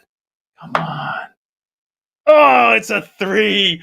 Oh no, it's bad news. Bad news for the good guys. Osmond, in a fit of bravery, swings his sword at the carrion crawler and misses badly. I assume the carrion crawler attacks Osmond now. Oh, she's already thinking. What happened?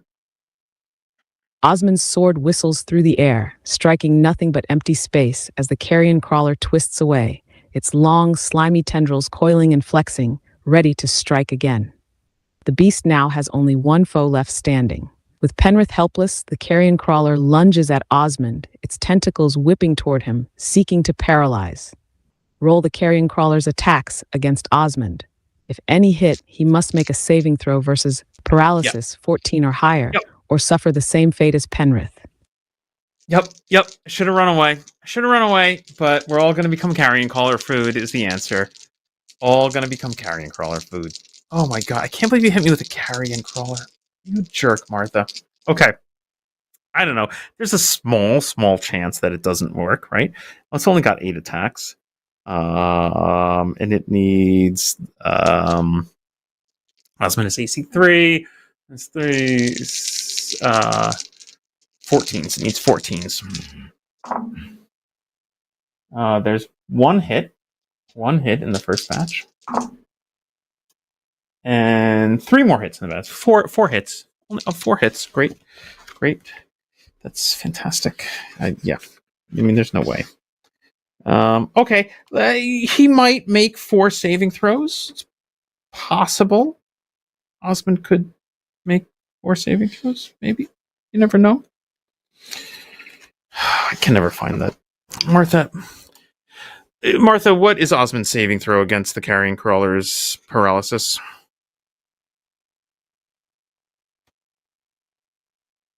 Did you catch it? I don't know what's faster here. So, me looking it up or her? Come on, Martha. Martha, what is Osmond's saving throw against the paralysis? Oh, now she... Osmond, as a first-level fighter, uses the fighter saving throw table from Basic D&D. His saving throw versus paralysis, death ray, or poison is 14. If the carrion crawler hits him, roll a saving throw versus death ray or poison for Osmond.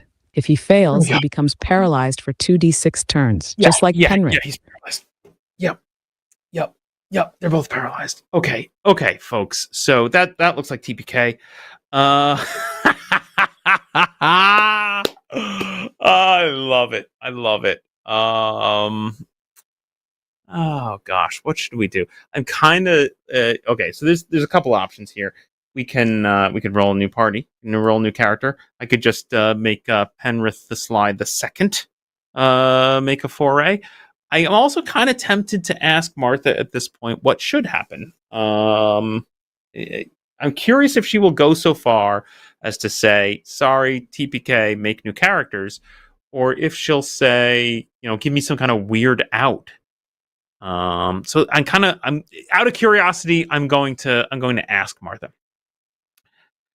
Martha, the carrion crawler has paralyzed Osmond. What happens now?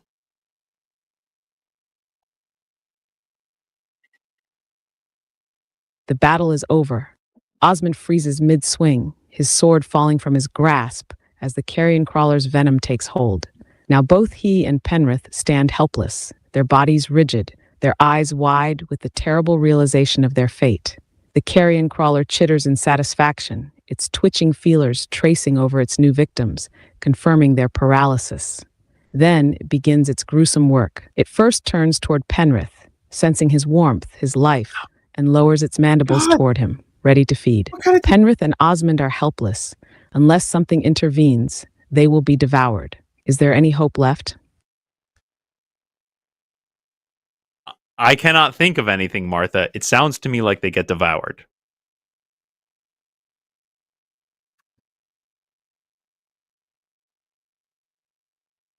The carrion crawler's mandibles close in, its sharp, chitinous jaws tearing into flesh as it begins its grotesque feast. Penrith the Sly, elf adventurer, spellcaster, and explorer of the Caves of Chaos, meets his end in the groping grasp of the beast, his body lifeless before the paralyzing poison ever wears off. Osmond the Bold, loyal hireling, a warrior who followed his master into the depths, shares the same fate. His final stand, a desperate swing of his sword, ends not with glory but silence. Their bodies will soon be nothing but bones, scattered among the filth of the cavern, forgotten by the keep, their tales left unfinished. The caves of chaos claim 2 more souls, and the beast feasts well. The end. The end. I am surprised that Martha was willing to go kill her DM on me. So well done, Martha. That was rough. Oh, Martha. Oh goodness. That was brutal. Um wow. Wow. Well done. Yeah, yeah.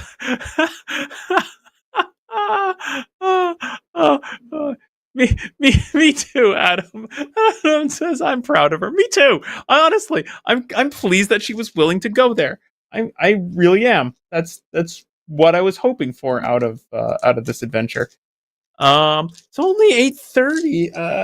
I was expecting this to go a little longer, so I don't know. I guess I could make a new character. Shall we make a new character, folks? Let's see. Oh boy. If I, what can I do very quickly here? It's such a shame. They did so well in their first bout. They really did. But that's fine.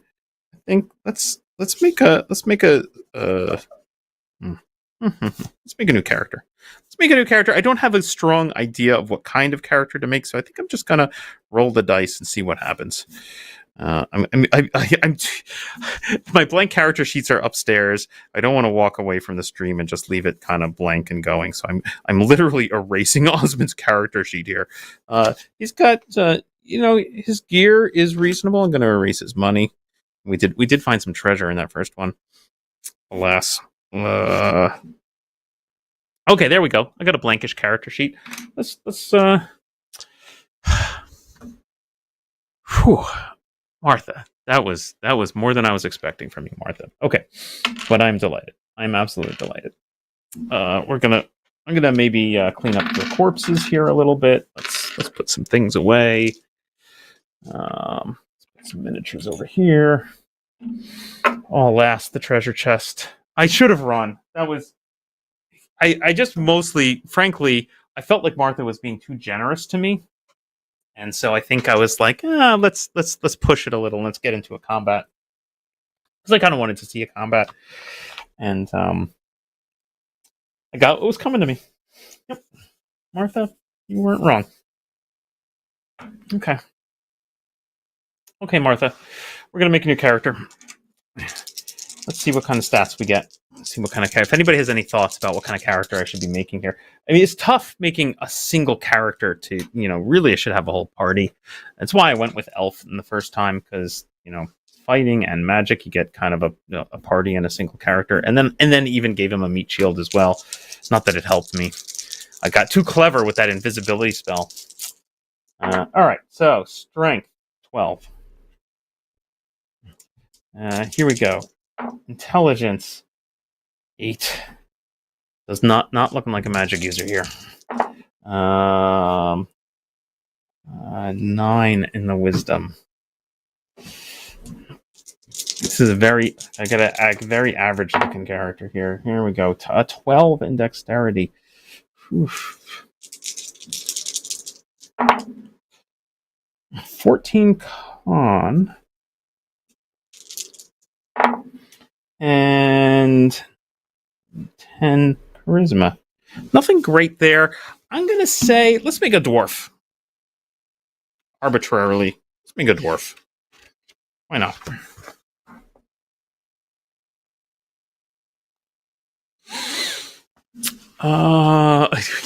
Gilroy wants me to make a cheese-obsessed halfling that wears a top hat. That sounds like carrion crawler meal number 2 to me. So I'm gonna stick with my dwarf character. Anybody got ideas for a name, or I could ask Martha for some input. That might be interesting. Martha, I'm rolling up a new character who is a dwarf. Can you give me some suggestions for what to name my dwarf?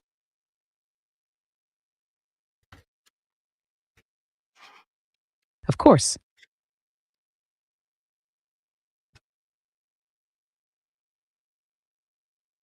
I was expecting more.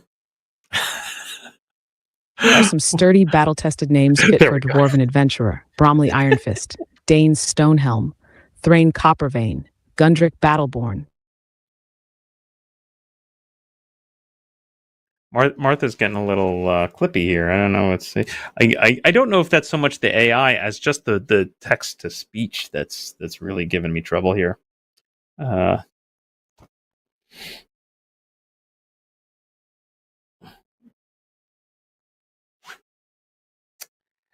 Let's go ahead and make him second level just to give him a slight chance of surviving.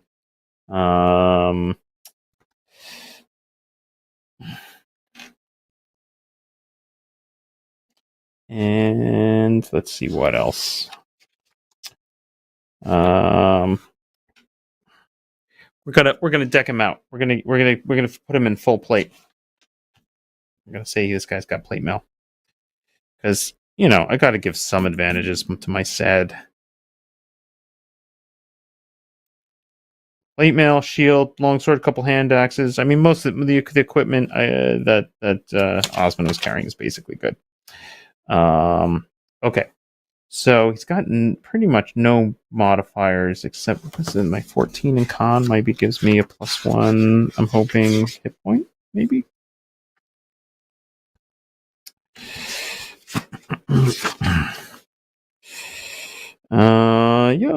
Yep. That'll give me a plus hit point. Actually, +1 per level. That's great. Yeah, not too smart. So here, let's roll some hit points for him. I think dwarves are, I'm pretty sure, D6 and hit dice. No, 8-sided. 8-sided. Hey. 2d8 +2 for hit points for my dwarf. Good rolls. That's 16 hit points. That's a lot more than Penrith and Osmond had. Okay. My AC in full plate is 3/2 for the shield. Great. Okay, we've got a character. What happened to? Okay, we got a bunch of names. I think the text to speech just kind of failed me.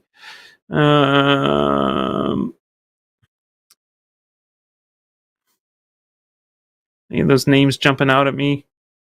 Vargas Firebeard. Yep, Vargas Firebeard.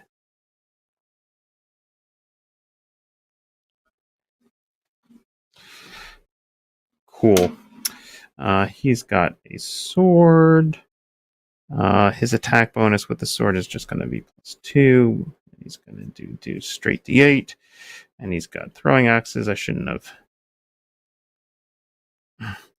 And his attack bonus with that is still going to be +2. And I'm going to do D6. And why did I bother erasing any of that? Okay, great. We got a level 2 dwarf. Ready to go. I need a miniature.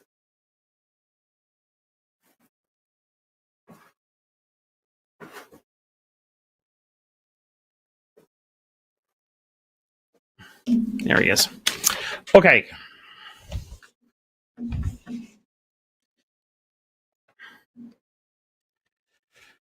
Okay, Martha, I have a new character, Vargas Firebeard, a level 2 dwarf.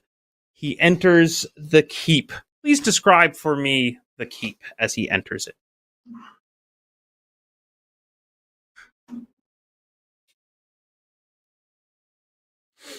The keep on the borderlands rises before you, a sturdy bastion of civilization against the encroaching wilds. Its gray stone walls, worn by time but unyielding, stand 30 feet high, topped with battlements where watchful guards patrol. The iron-bound gates, flanked by 2 square towers, stand open, allowing travelers and merchants to pass under the wary gaze of the gatehouse guards, their chainmail gleaming in the midday sun. As you step inside, the dusty road leads into a small courtyard, where a few rough-looking mercenaries linger near the entrance, eyeing newcomers with casual suspicion. To your left, a narrow path leads towards stables and a smithy, where the rhythmic clang of a hammer on steel echoes through the air. To the right, the keep's inner gatehouse looms, leading toward the central stronghold, where the castellan rules over this remote outpost. Further in, you see a marketplace, a few wooden buildings, and the ever-popular tavern, its signs swaying in the breeze. The scent of stew and ale drifts through the air, mingling with the acrid tang of burning charcoal from the smithy. A few militiamen nod in greeting as you pass, their eyes lingering on your dwarven stature, battle-worn armor, and fiery beard. A new adventurer come to test his mettle against the dangers beyond the keep. Where does Vargas Firebeard go first?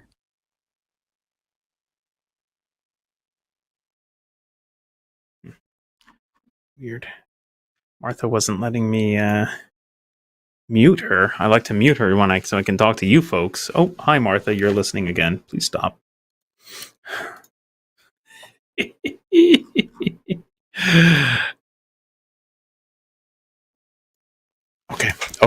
Okay.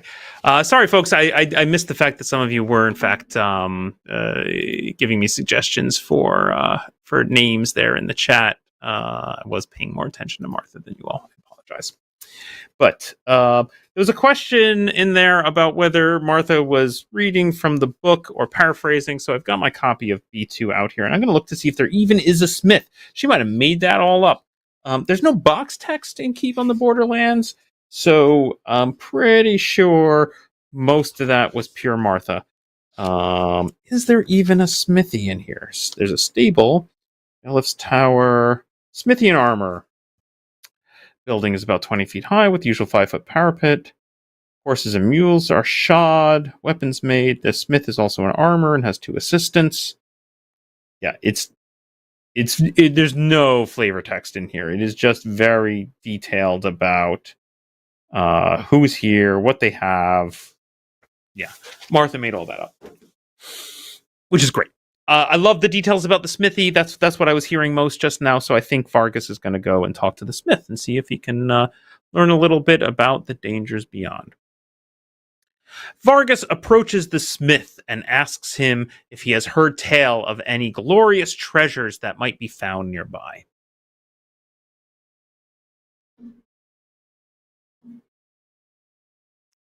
Yeah, predictions that she's going to throw ghouls at me. Gee, come on, no more paralysis, Martha. I've had enough.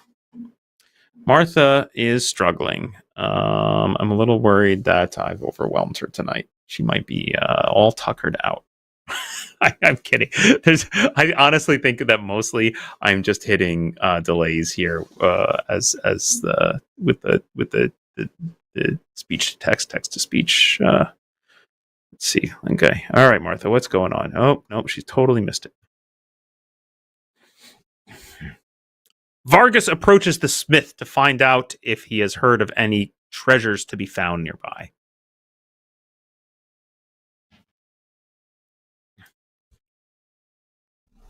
You stride toward the smithy, the air growing thick with the scent of hot iron and coal smoke. Inside, a broad-shouldered blacksmith, his arms corded with muscle, stands over the anvil, hammering a glowing length of metal into shape. Sparks dance through the air, settling among the soot that stains the walls. He glances up as you approach, wiping sweat from his brow with a singed cloth. His keen eyes flick over your armor and weapons, quickly sizing you up. Aye, another adventurer, eh? He rumbles, setting his hammer down. You lot always come looking for trouble and treasure, and there's plenty o' both in these lands. He leans against the forge, crossing his arms. Rumors fly like embers in a windstorm, but if it's riches you seek, some say there's gold hidden deep within the caves of chaos, though you'd best have a sharp axe and a strong arm, 'cause death waits in those tunnels, sure as steel. His gaze darkens slightly, and if you're after something older, some say the ruins beyond the forest hide vaults from ancient times, places where no man has tread in centuries. The kind of places where fortunes lie untouched, or something worse stirs in the dark. He studies you for a moment, then snorts. Still standing here, I'd wager a dwarf like you ain't afraid of ghosts and goblins. But if you go digging for riches, just make sure you come back with your beard still on your face. He smirks, turning back to his work. So, where's your fancy taking you, Firebeard? Oh, it's so good. What was this about ruins? That doesn't exist in B2. Martha made that up. That's brilliant. Vargas says, "Aye, tell me more of these ruins. How might I reach them, and what treasures might lie within?"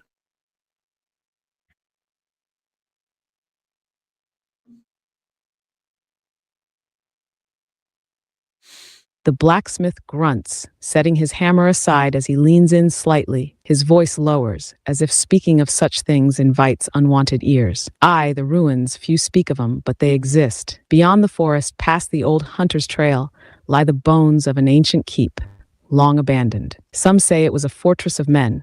Others claim it was built by something older, something not of our time. He runs a calloused hand over his stubbled jaw.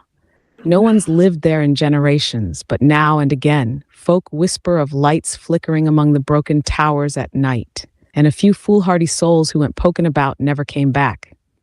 As for treasures, he shrugs, but his eyes glint. If the stories are true, the place was sealed up tight, as if whoever left didn't want anyone getting in, or something getting out.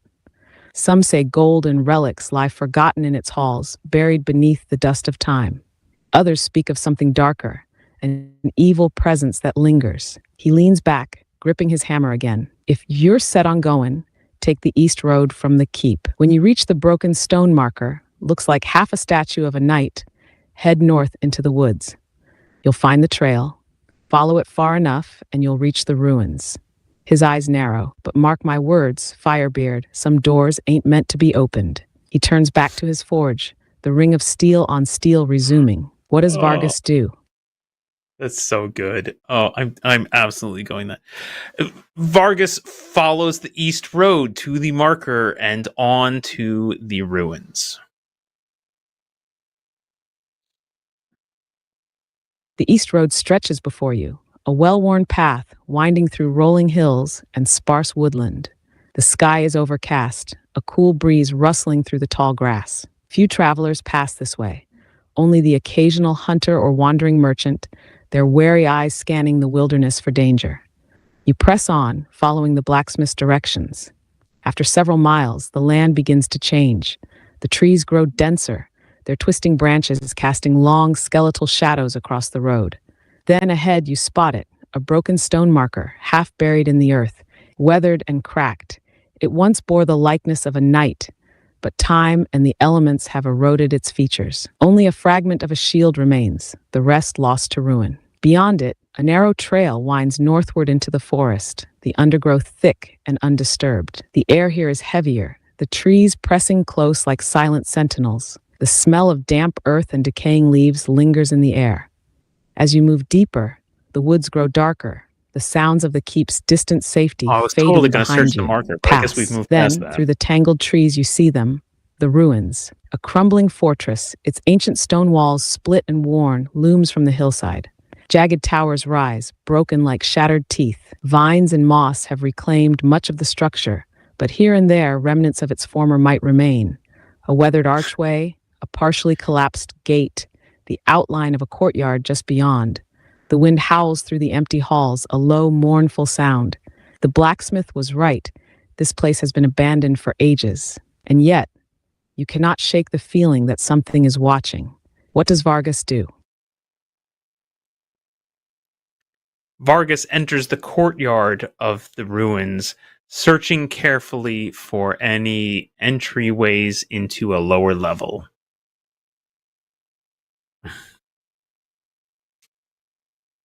You step cautiously into the courtyard, the ground beneath your boots uneven and cracked.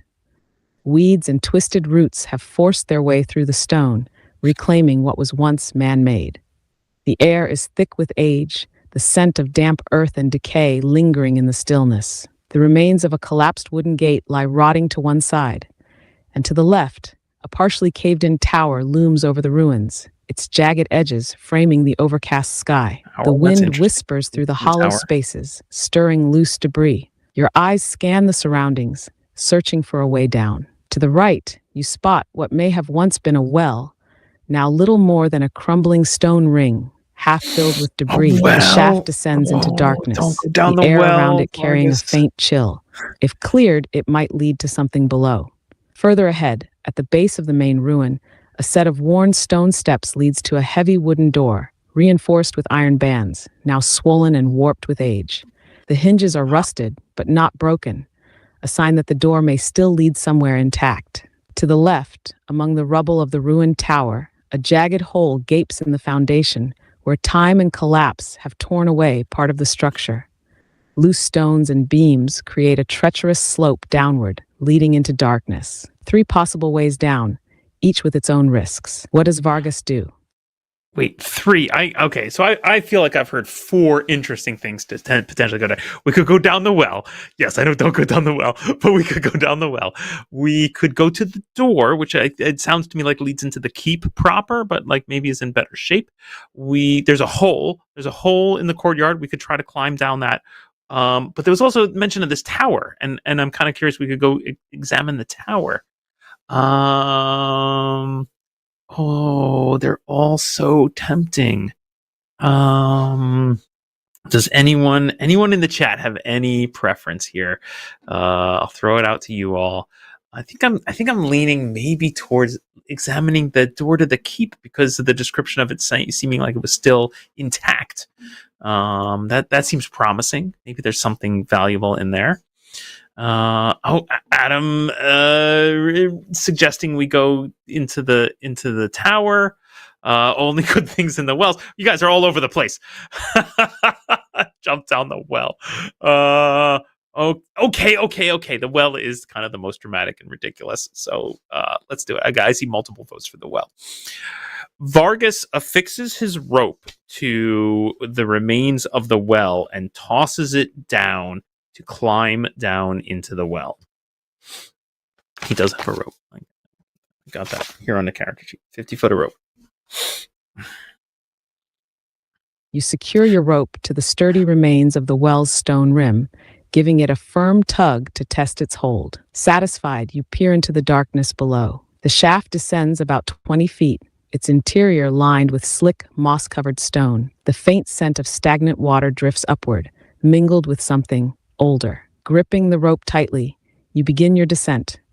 Boots scraping against the uneven stone as you lower yourself down. The air grows cooler, the sound of your own breathing louder in the confined space. About halfway down, your boot dislodges a loose stone, sending it tumbling into the depths. A few heartbeats later, it strikes something soft, not the hard splash of water you expected. Instead, there is a wet, squelching sound, followed by movement. Something shifts below. A low slithering noise echoes up the shaft. Then, a sudden splash, as if something large just slid into unseen water. The well is not empty. What does Vargas do? No! Oh, come on. There's something living down here. This seems bad, guys. This seems real bad. We're gonna get attacked while we're dangling from a rope over water. This is terrible.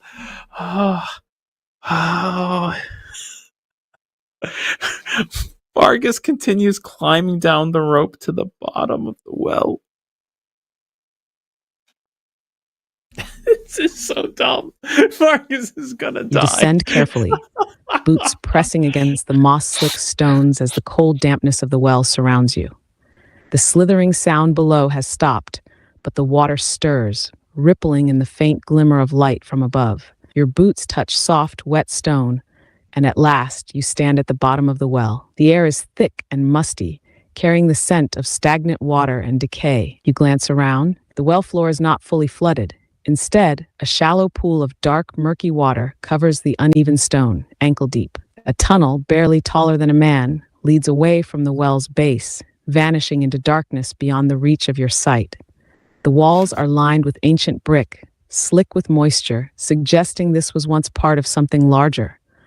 A hidden escape route, perhaps, or an underground reservoir. Then, behind you, the water ripples again. A soft, wet squelch echoes through the chamber. Something is here. What does Vargas do? Oh, man. Okay. Well, yeah. I want to go down the passageway, but I'm a little nervous about this creature. Vargas unsheathes his sword and stabs it into the water where he saw the movement.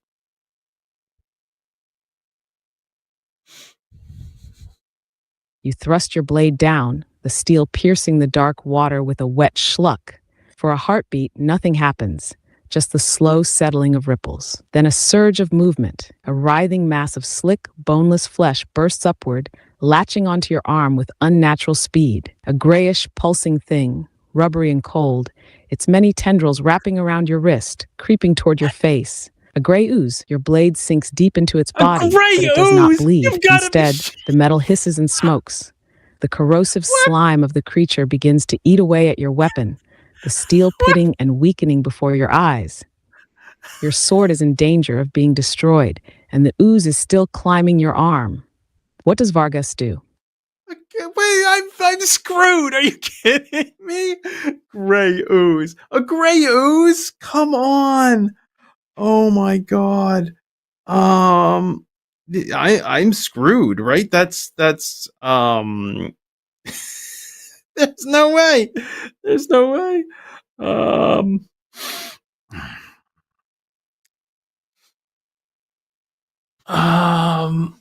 I have to flee. I have to flee, right? And I'm not going to climb up the rope fast enough, so I'm going to run full speed down the tunnel. Vargas flees from the ooze, running as fast as he can down the tunnel. It's so screwed. You wrench your arm free, the ooze's tendrils slithering after you, and bolt down the tunnel, boots splashing through the shallow water.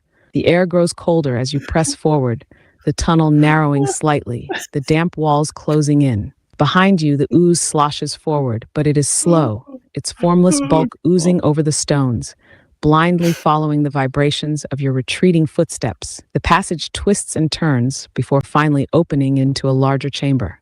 The air here is still, the damp walls glistening in the dim light. In the center of the room, you see a raised stone platform, barely above the dark water pooling around it. Upon the platform sits something unnatural, an altar of black stone carved with strange symbols worn by time. A crude iron brazier stands nearby, long cold and rusted, its contents spilled into the water. Beyond the altar, another arched passage leads further into the unknown darkness. The gray ooze is still somewhere behind you, slowly creeping down the tunnel. Thanks, Martha. What does Vargas do? Great. Still a gray ooze attack coming after me. We've got a chamber with an altar in the middle, weird runes, another exit on the other side, and a gray ooze sneaking up behind me. Oh gosh.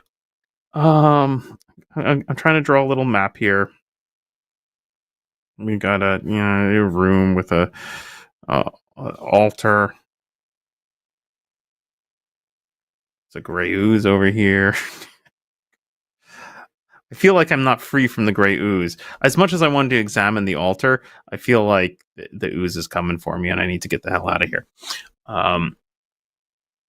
Vargas, panicked by the sight of the gray ooze, continues to book it. He runs past the altar, through the archway on the opposite side, and down the subsequent passageway.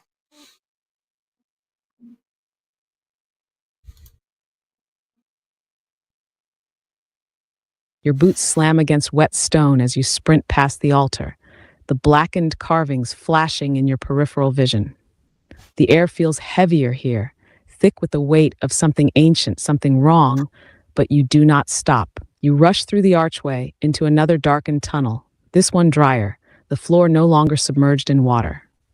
The passage narrows slightly, the rough-hewn walls closing in, and ahead you see a faint glimmer of light. Not daylight, but a sickly green glow, emanating from somewhere beyond the bend. Behind you, the gray ooze is slow, its mindless bulk slithering along the path, but it does not stop. It follows, drawn by your warmth, your movement, your life. The tunnel twists, and you stumble into another chamber. This one larger, its walls lined with alcoves, each holding stone figures worn with time.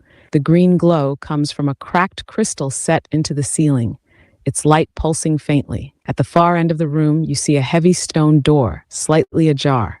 Beyond it, the passage continues deeper, vanishing into shadow. The air is colder here, and a strange feeling crawls up your spine, as if you are not alone. What does Vargas do?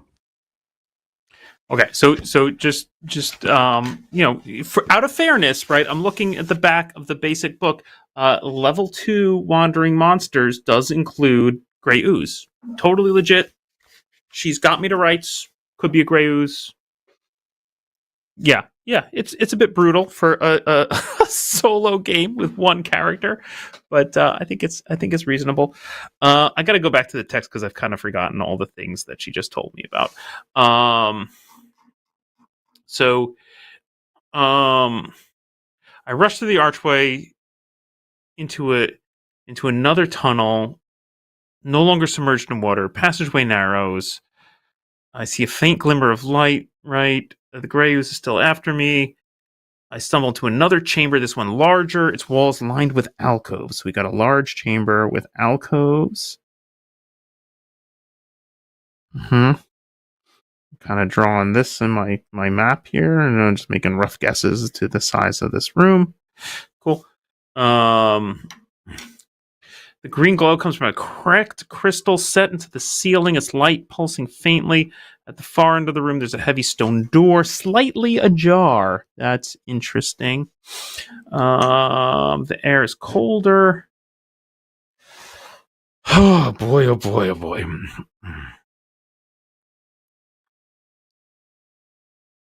Vargas examines the alcoves to make sure that no enemies are lurking in there to set upon him when he enters the room.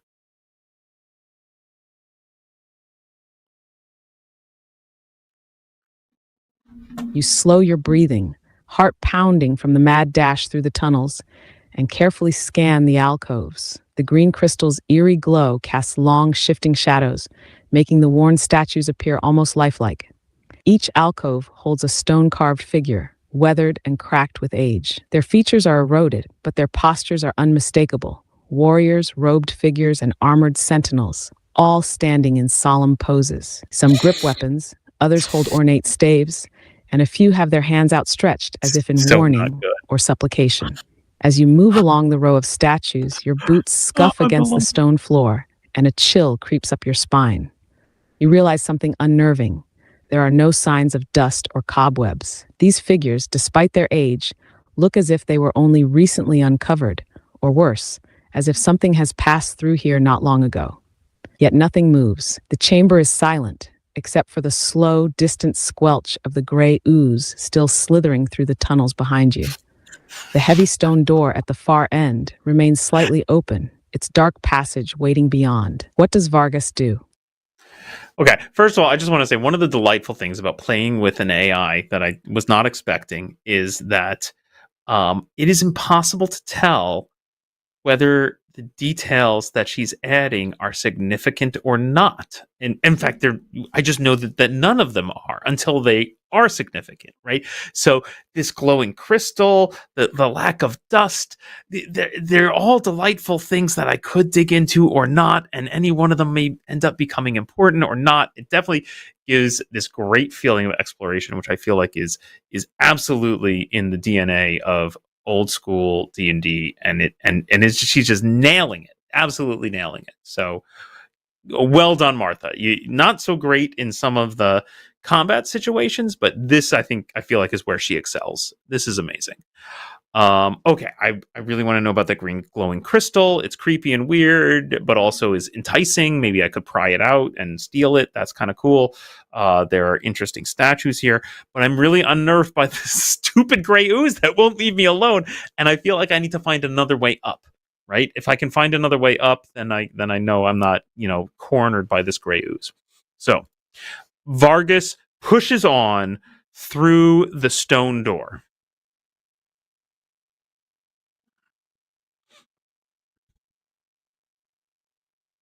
You press against the heavy stone door, muscles straining as it grinds open with a low, echoing scrape. Here's what I've got A for my gust map. of stale air rushes past you, thick with the scent of dust and age. Beyond, a narrow passageway slopes downward into deeper darkness. Stepping through, that's you not the feel the direction I temperature wanted. drop sharply, the chill biting at your skin. The green glow from the previous chamber fades behind you, leaving only the faintest ambient light filtering from cracks in the stone. The passage extends about 30 feet, then opens into a circular chamber. The floor is smooth black stone, starkly different from the rough, crumbling walls of the ruin above. The air is dead still, unnaturally so. At the center of the room stands a pedestal, its surface inlaid with strange symbols, their meaning lost to time. Upon it rests a metal box, small yet intricately crafted, its lid adorned with an unfamiliar crest. The edges of the pedestal are lined with thin grooves, as if something once ran through them, water, or perhaps something less natural. No sounds reach you from behind. Either the gray ooze has lost your trail, or something else is keeping it away. The metal box sits undisturbed. What does Vargas do? Okay. Good suggestion from Josh. Maybe shut the door behind me. I like that. Is this being felt very linear? I'm curious if there are other exits here. I may be inclined to look for secret doors before I go rushing towards the. Yes, thank you, Vino. Rush towards the box and open it. I'm sure nothing bad will happen then.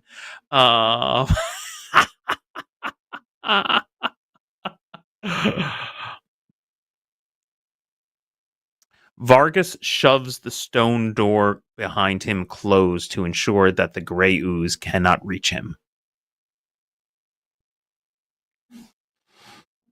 You plant your shoulder against the heavy stone door and shove with all your strength. The ancient hinges groan and the door scrapes shut, sealing you inside the cold, silent chamber. The last sliver of green light from the previous room vanishes, leaving only the dim, unnatural glow emanating from the strange symbols in the floor's grooves. The gray ooze is now trapped outside, unable to follow. But as the echo of the door's closing fades, you realize something unsettling. This chamber feels too still. The air is thick, heavy with something unseen. There is no dust here, no signs of age and decay like the ruins above. It is as if this place has been preserved. The metal box upon the pedestal remains untouched, its intricate crest gleaming faintly in the dim light. You are alone, or so it seems. What does Vargas do? I'm literally not sure if I just missed the detail about there being glowing runes on the ground or if that was a new addition in this most recent description. So that's creepy. Let's see. As a dwarf, I speak common, dwarvish, alignment plus the language of gnomes, kobolds, and goblins. I think I'm too dumb. Oh dear, wait, I have an intelligence of 8. I was hoping maybe I could make out the runes, but intelligence of 8 says that I can only write simple common words. Oh boy. Vargas speaks common, dwarvish, gnome, kobold, and goblin, but his intelligence of 8 means that he can only read simple words. He looks over the runes. Can he understand any of them?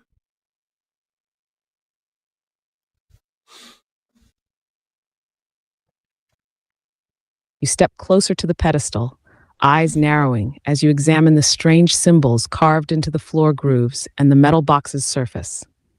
The markings are ancient, their edges worn but precise, carrying an alien symmetry unlike anything crafted by dwarven hands. Your limited reading ability lets you pick out a few simple shapes, some vaguely resembling letters or pictograms, but the full meaning is beyond your grasp. However, your dwarven instincts tell you one thing for certain. This is not just decoration. The grooves in the floor were designed for a purpose, whether to channel liquid, light, or something worse, you cannot say. The crest upon the box, though unfamiliar, has a crafted elegance, suggesting it belonged to someone of importance, or someone who wished to remain undisturbed. You can touch the box, try to open it, or examine the pedestal further. Or you can leave it be. What does Vargas do? Martha. It's already freaking creepy. I don't need that. Okay. I know you. I feel the energy coming from Martha here that she super wants me to open that box, but not yet, Martha. Not yet. Vargas carefully searches the walls of this room for any secret doors leading out.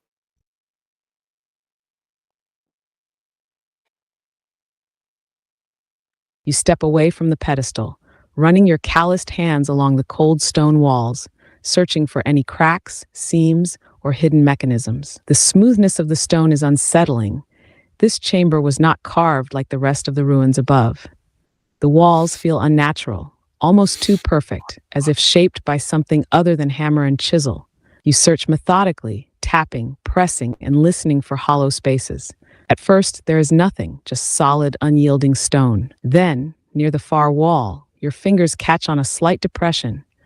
a portion of the stone that feels different, slightly looser than the rest. It is small, barely noticeable, but with enough pressure, it might trigger something. A hidden way out, perhaps? Or something worse? What does Vargas do?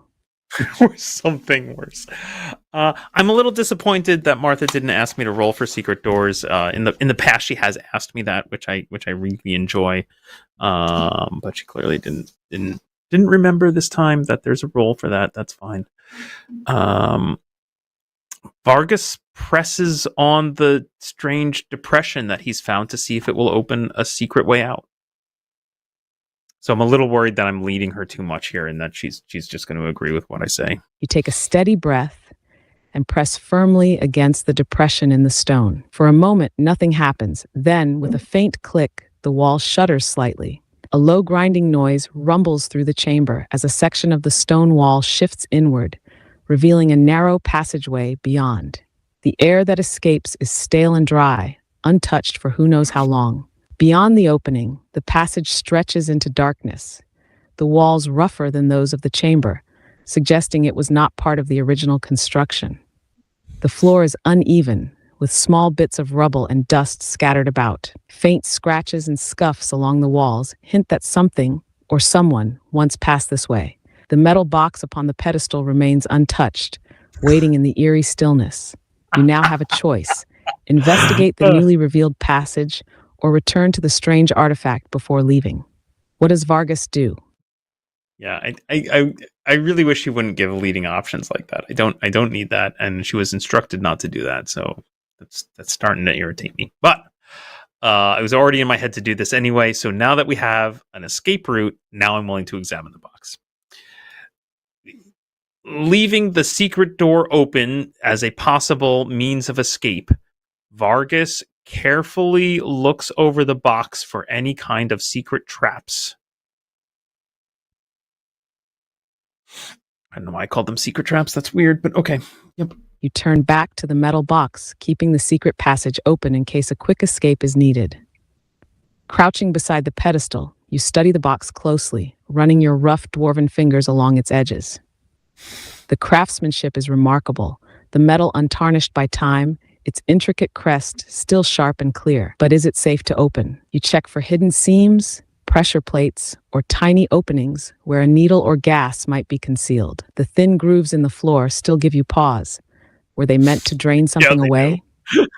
Or to carry something toward the box? After several careful minutes of searching, you find no obvious traps, no hidden springs, no tripwires, no shifting mechanisms. If danger lurks here, it is either magical in nature or beyond your ability to detect. The box sits before you, silent and waiting. What does Vargas do? I'm glad that she's remembering at least the instruction that it's okay to tell me no. So here we go. We're doing it. We're doing it. This might be the end of Vargas, but that's fine. Vargas opens the box.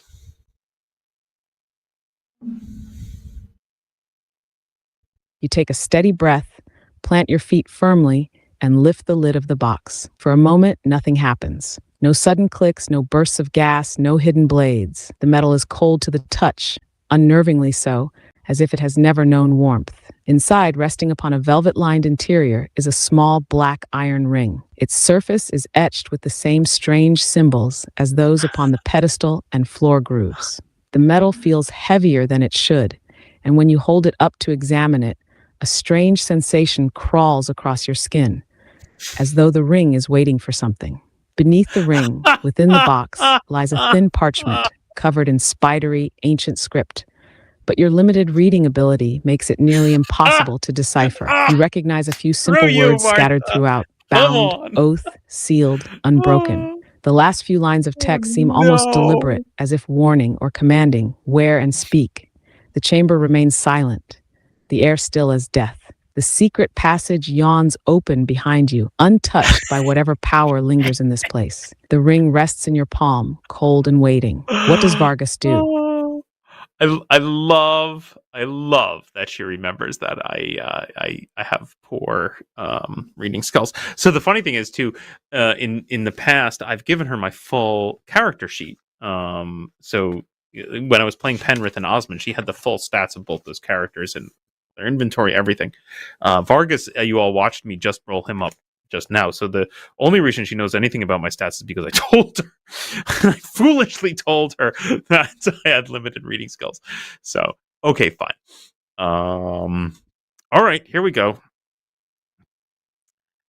Vargas takes the piece of parchment with the writing on it and shoves it in his pocket, then puts the ring on his finger.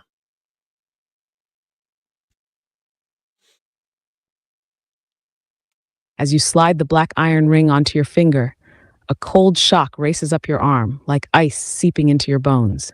Your vision dims for a heartbeat, and the air around you grows heavier, pressing against your chest.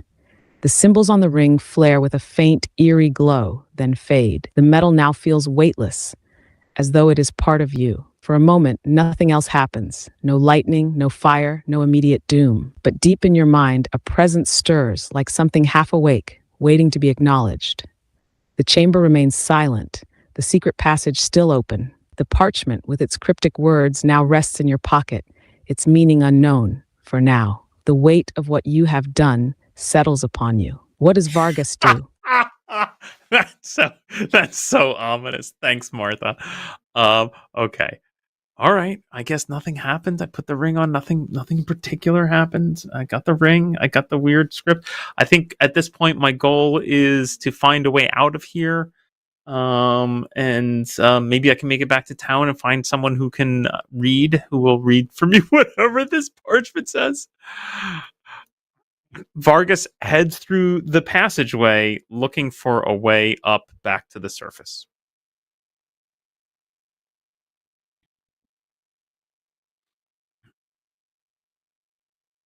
Leaving the altar chamber behind, you step into the narrow passage, the stale air thick with dust. Your boots crunch over loose stone, the tunnel's rough-hewn walls suggesting it was carved in secret, perhaps an escape route or a tomb. The passage slopes upward, twisting in unnatural angles, as if shaped by something other than tools. The ring on your finger feels colder, though whether from the chill of the tunnel or something else, you cannot say.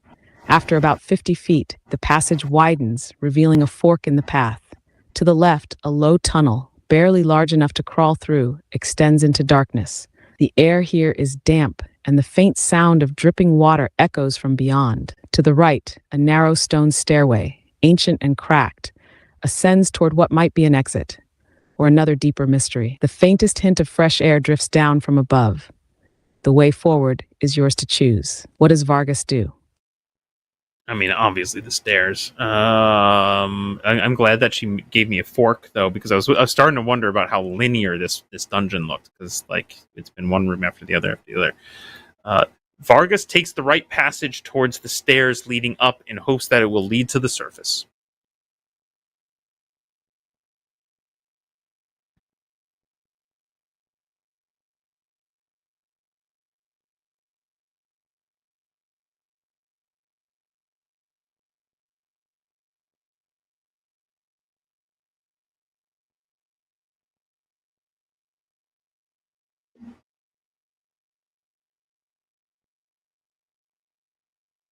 Oh, have I lost her? Oh goodness.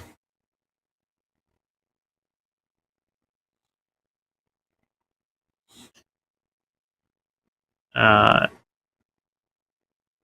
yep. Thanks, Aquis. Yeah, obvious trap. Okay, I think I've lost her. I'm gonna try again.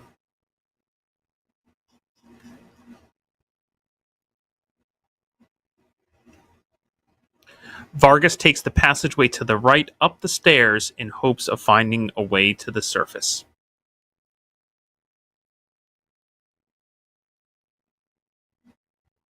You ascend the narrow stone stairway, your boots kicking up dust with each step.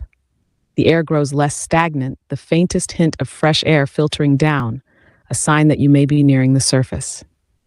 The stairwell twists, cracked and uneven, the stone walls etched with time-worn grooves. Some look deliberate, almost like claw marks, though dulled by age. After what feels like several minutes of climbing, you reach a solid wooden door, bound with iron reinforcements, its surface warped with time. A heavy iron ring serves as its handle. Faint light seeps through the cracks around the frame. This could be your way out. What does Vargas do? Great. Vargas pushes the door open.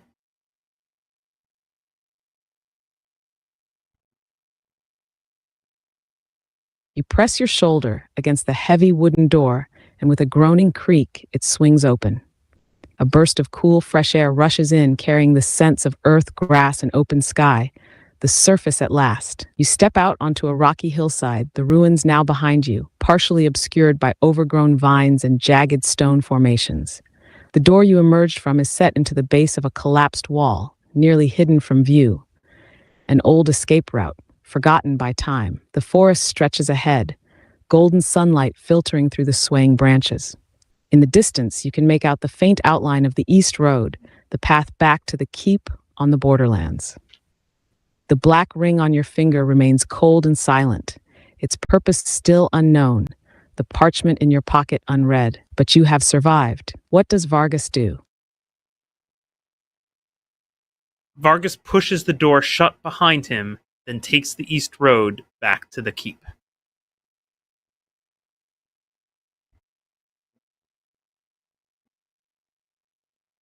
You pull the heavy door shut, sealing the dark passage behind you, its secrets locked away, at least for now. The ruins stand silent in your wake, the wind whispering through the broken stones, as if bidding you farewell or warning you not to return. Turning east, you set off back toward the keep. The road familiar, yet somehow different now that you carry the weight of the unknown with you. The ring remains cold, the parchment unread, but your mind lingers on what you have uncovered. By the time you see the high stone walls of the keep, the sun hangs low, casting long shadows across the land. The guards at the gate eye you with the same suspicion they grant all who venture into the wilds, but they let you pass without a word. The keep stands as it always has, solid, steadfast, unaware of the strange power now resting on your hand. The question is, what will you do next? Great. Well, I think we're going to wrap up there. That is perfect. Lovely place to end. If I play some more, I think the next steps would be to have Vargas go hunt down a sage to help him read the parchment to see what kind of trouble he's gotten himself into by putting on this ring. But I will say, all in all, that was a very entertaining, successful experiment. Yeah. AI's not perfect. She made some weird mistakes, some odd choices. There's still some things she does that annoy the crap out of me.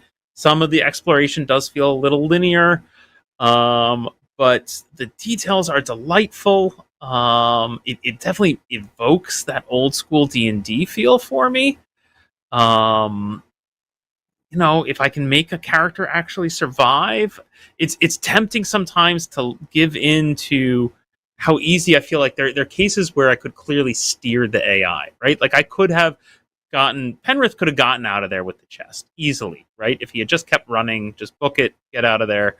But it was starting to feel like, it's starting to feel a little cheaty to me, because I felt like, if I was DM, I would have been rolling attacks, and she was just narrating and giving me openings to get out of there. Though honestly, I would have, a smarter player would have, once the carrion crawler and the ogre were set upon each other, just booked it. Why did I get myself involved? Why did I feel the need to fight? Mostly because I just wanted to see some combat. I was curious to see how that was going to go. But this feels like a good beginning. So yeah, I don't know. Maybe I'll run it some more. What I will do here is I'm going to switch over here to text mode to Martha, and I'm going to ask her, please export a list of notes so that I can copy and paste into a new chat to continue this adventure later. And she'll spew out a thing which I will copy paste into a text document. Right, summary of things so far. Yep, great. Haha, yeah, she's guessing. She doesn't know my stats. Doesn't know. Standard adventuring gear, mysterious black iron ring. So I'll probably flesh that out. I'll give her Vargas's stats. You can see, right? So she gives this nice little, listed unresolved threads. Here you go, copy and paste all this. This is real nice. This is a good way to like take where you're at and copy it forward, because frankly, I found you don't want to let the AI just go and go and go and go, because it gets more and more disjointed and weird. It's better to find these rest points, export a list of here's where we're at, then import that back into a new chat later on. So that's where we are. And I think from there we'll wrap it up. Thank you everyone for joining me on this crazy experiment. I had a lot of fun, super entertaining. I think ultimately went better than I expected, honestly. I'm a little disappointed that Penrith and Osmond died horribly at the hands of the carrion crawler. I'm very curious about the strange black ring that Vargas has picked up. So yeah, it was a good time. Let's see. In the future, please come join us here at Wandering DMs on Sundays. Sundays at 1 p.m. Eastern, we have a live hour-long chat between myself and my co-host Dan Delta Collins. We discuss various things, various topics of D&D and RPGs, and sometimes we have special guests join us. All kinds of interesting stuff over there. So please come join us. We'd love to see you. Also, note that we will be appearing at the Rising Phoenix Game Convention later this April. I'm going to really quickly look up the dates on that. That is April 25th to 27th. Look at that. It's right there on the screen. I totally forgot that you were all looking at my web browser. There you go. Rising Phoenix GameCon at Milford Doubletree, April 25th to 27th. Dan and I will be there. We will be doing a live Dungeon Design Dash from 3 to 5 p.m. on Friday. That will be live streamed to our channel, so you can watch us if you can't make it to the con. And then, after spending 2 hours rapidly making a whole adventure from scratch, we will then run that adventure at multiple sessions throughout the con that you can play in. So come check it out. It's going to be super fun. Like I said, join us Sundays at 1 Eastern. We'd love to see you. And thanks so much for joining us and joining me tonight on this crazy adventure. And probably I'll do this again at some point. Don't know when, but watch the channel for future announcements. Thanks, everyone, and good night.